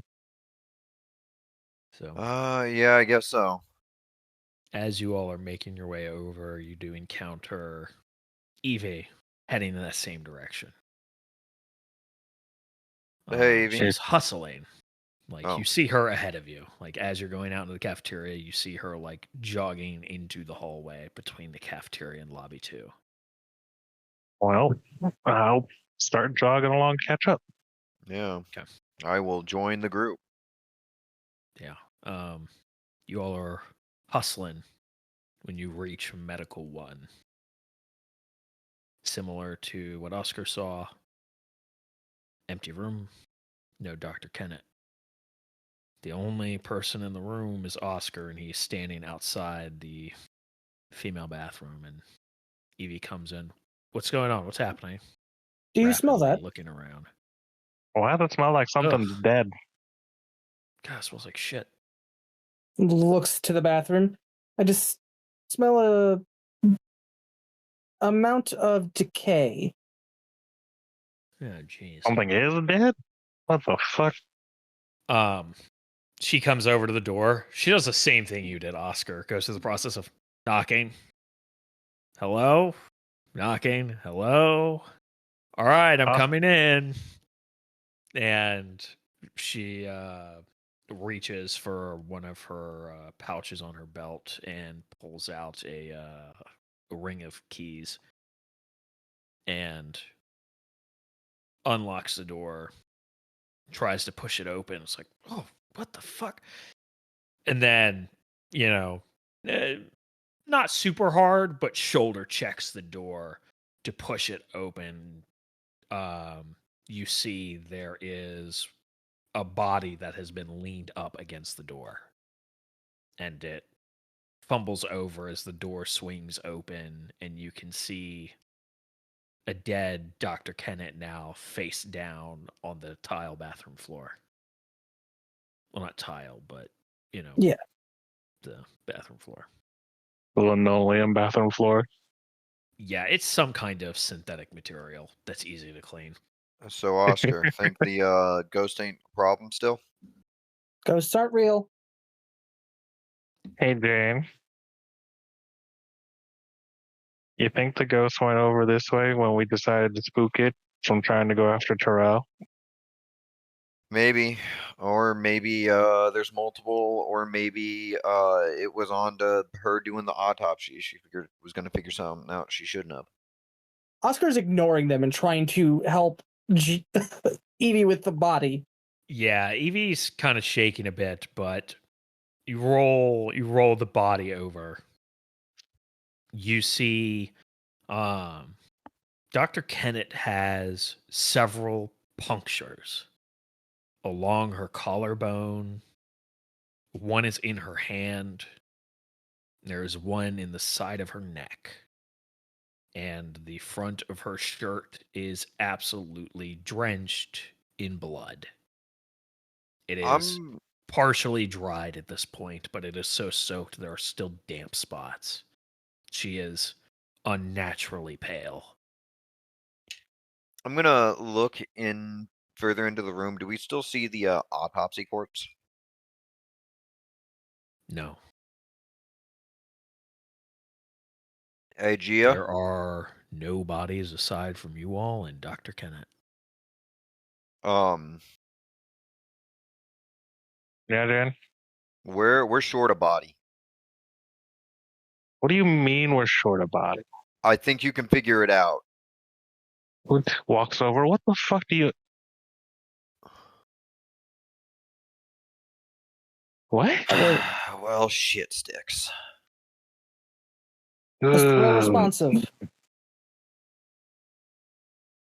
Hey, Jane, do you think we need to update our ghost theory here? Repeating query. Was Terrell responsive? We didn't find Terrell. Can't get into the room. Unless, of course, Eve's got a way to go through into his room. Evie, we gotta talk, but before that, we need to find Terrell. That is higher priority than anything else. She's looking between you and the body. What's going on with Terrell? Evie, now. We just want to make sure he's safe. Fucking shit. Let's get moving. This is getting to emergency levels of shit. We'll start jogging back out of Medical 1 down the long hall to Lobby 2, another hallway into the cafeteria, another hallway into the dormitory, and make your way. Evie comes up to the bedroom door and, similar to you guys, knocks. Terrell. Now we tried that. Just open it. And she does a thing where she grabs her badge. It beeps red at her. She swipes it again and holds it to it. And she pops a latch on the key card reader and presses a button on the internal components. It holds red for a moment, chimes 1, 2, 3, flashes green, and it opens. I know what kind of campaign this is, just in case Jane is going to be committing that to memory. That sequence. You know what? That's fair. Yeah, fair and valid. Totally. Fucking, at this point, getting a little paranoid, maybe. She is going to look around the room at the glass shard in her hand and just scan behind her. Inside the bedroom, there is Terrell curled up with his back to the door in his bed. I'm gonna Terrell? kinda dash over and put a hand on his shoulder. You go over, you put your hand on him. He Head turns, eyes shift, looking up at you, just quietly looking at you. Hey, Just blank, expressionless, staring.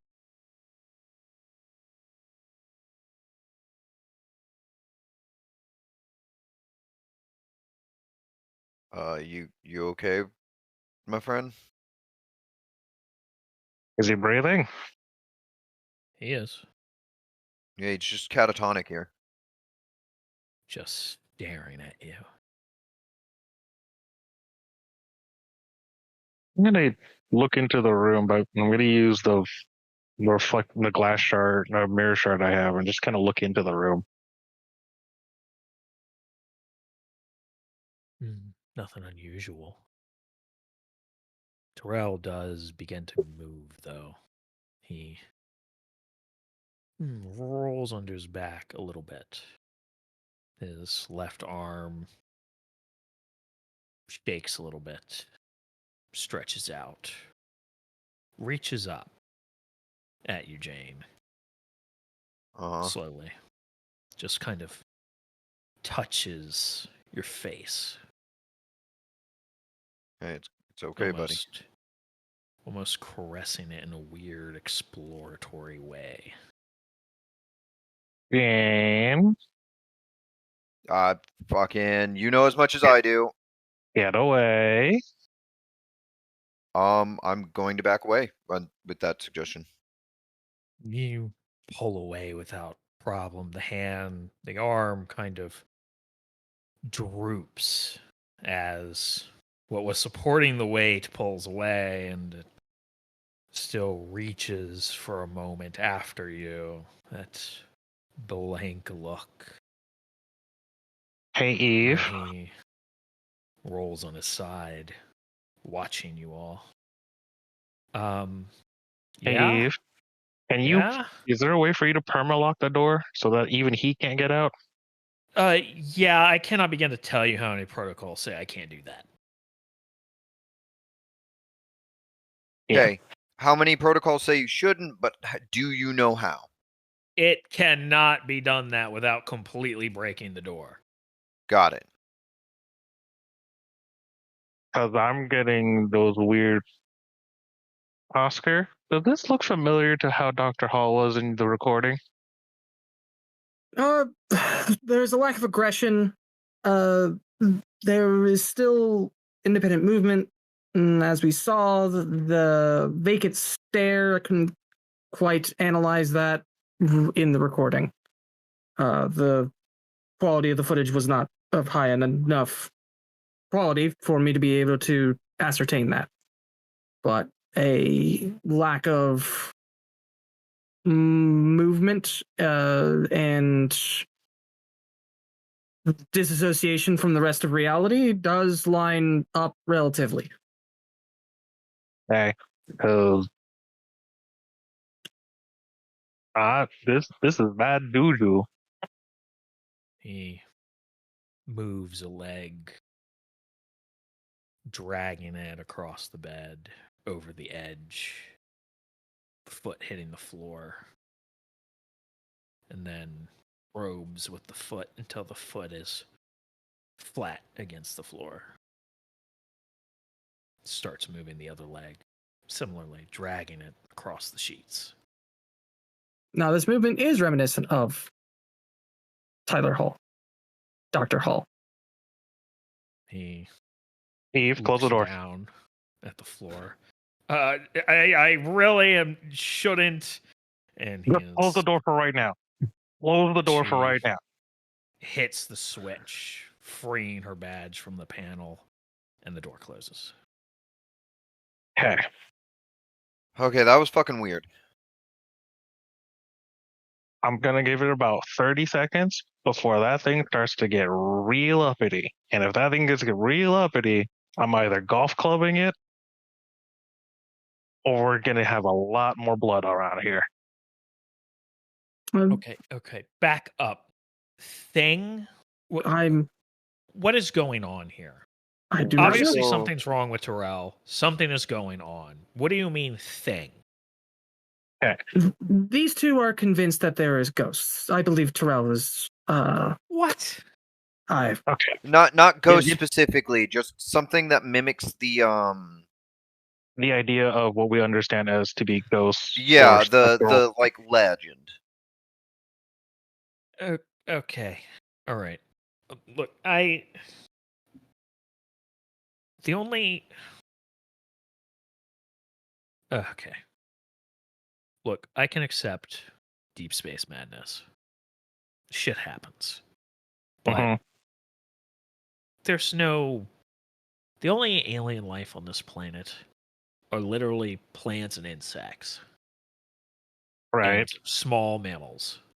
And some Right. reptiles. There is a lot of unexplained shit going on. So maybe there's something we don't know about. And I'm sure there's a totally rational explanation for it all. But Yeah. Like there's some no. unidentified entity is fucking around and we're finding out. There's Oscar- no invisible aliens. Oscar puts his hands in to his face. That is illogical for a multitude of reasons. Primarily, what we are seeing is onset psychological disorder, foul play, obviously, with the doctor, and the desecration of a corpse for Roy. Well, that's 2 dead, a body missing. Shit gets cold for seemingly no reason. I think maybe it's a little stupider to assume that there's not something we don't understand going on. I believe that Okay. there is. Here's what's going to happen. We're just all right. Obviously, there is something going on. Even if it is just deep space madness, we're hitting a critical level at this point. I'm going to go back to security. You're free to come with me if you want. I'm going to send a message to corporate. How many hydrostasis pods do you have on board? That are available, not enough. How many that are available? We only get the 12 for our crew complement, right? We have 13, if I remember correctly. Yeah, you have 13 total 13. pods. But There's not 12 including us. crew, and we're 3 of them. So we have 1 spare pod. Okay. So unless one of us wants to stay awake, Okay. and I'm kind of not for that right now.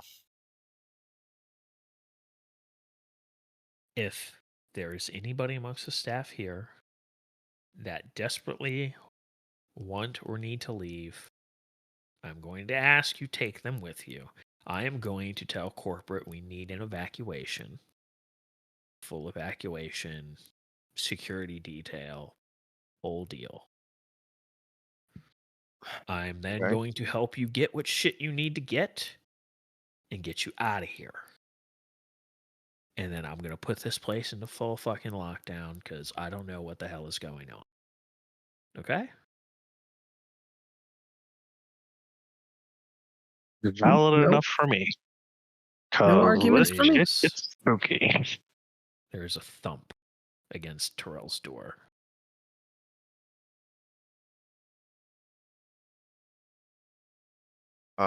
So it sounds like he's doing the thing that we saw on the video camera. You guys go with Eve. Get that moving. Oscar, once Evie's done, go get the data, go get the body. Yeah, Fredo? Well, we still need to get the equipment to move Dr. Hall. Yep. We're going to... Okay. We'll swing over to Medical 1. We'll grab the badge off of Dr. Kennett. And then we'll go to security. And I'm going to stay here in case this thing wants to come out the door with hands swinging. I mean, I don't think it can get through the door, right? It's just a dude possessed ? Oscar will... Oscar, I don't want to hear it right now.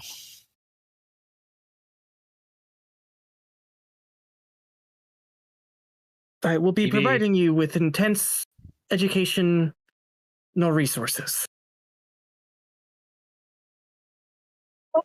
Eva will say, okay, if we're seriously considering this as a threat, We I'll are. jam the door. If yeah, I Yeah. So she goes to the panel and starts fucking with it, doing some shit that is not good for it, essentially. even And going down to the wires and crossing things that not need to be crossed and short circuiting things. there are some sparks, there is some smoke, and the error message starts flashing on the light up display of the panel. Mm.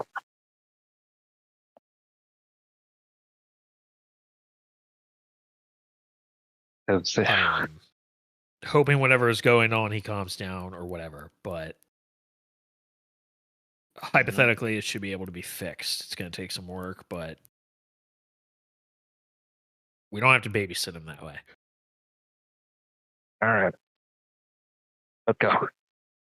So yeah, you all make your way over to Medical One. You collect the badge for Dr. Kennett off of her body and head over to security, where Evie sits at her desk and begins setting a communication.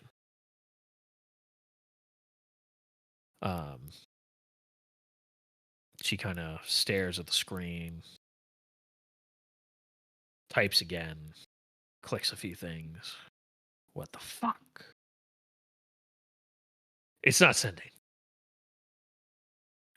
Okay, so we're isolated. Great. That's fucking fantastic. Let me see it. Okay. You might I have mechanical repair. Can I take a look and see if there's something not working, or if there's something I can do to fix it? It doesn't seem to be anything on the terminal's end. Okay.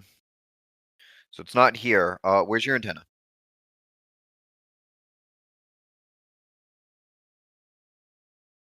It is. You have to go back out to lobby 2 through comms out to the relay dish. God damn it. Okay. Groups. We're taking groups. And What's going on? I do not want folks alone. That's fine. Eve, can you help Oscar start getting Dr. Hall, if possible, into our ship, into our drop ship? Because I'm gonna go with you, Jane. Mhm. Before that recommendation, is there a window to the outside? In security, there is a window that lets you see out to the security checkpoint inside the building. There is a window that lets you see outside, but it looks out towards the receiving building. Okay. I want to see if the landing pad got lowered into ship bay or not. No. Okay. Ship's still visible. Okay. That's what I cared about.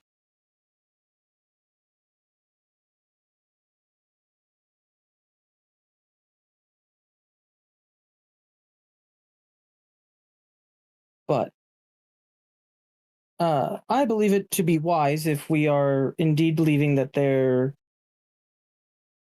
is a threat on site, which, based on what happened to Dr. Kennett, does mean that someone is committing murder on site. I believe any level of separation would be unwise, as there's strength in numbers,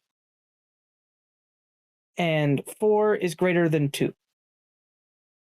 True, but we can get more done if we have a little bit of splitting up. And I'm gonna be real, shotgun beats screwdriver or whatever. And if The shotgun can't beat it. It doesn't matter if there's 2 or 4 of us.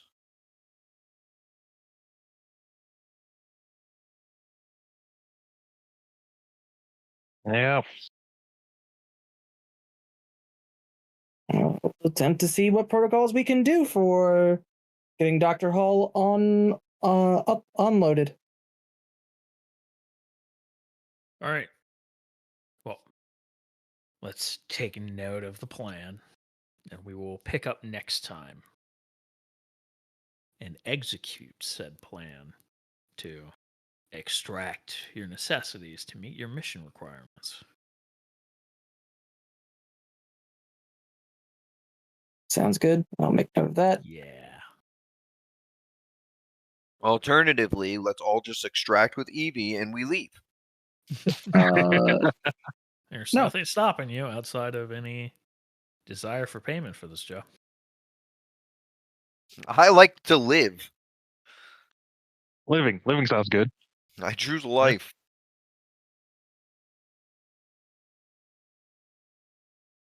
So yeah, we'll call it there for this time. And that's where we're going to pick up next time. Dun-dun-dun. Da-da-da-da-da. Yes. Well, I want to thank everybody for listening to another episode of Actual Play Broadcast. Join us for the next one. Bye-bye. Hell yeah.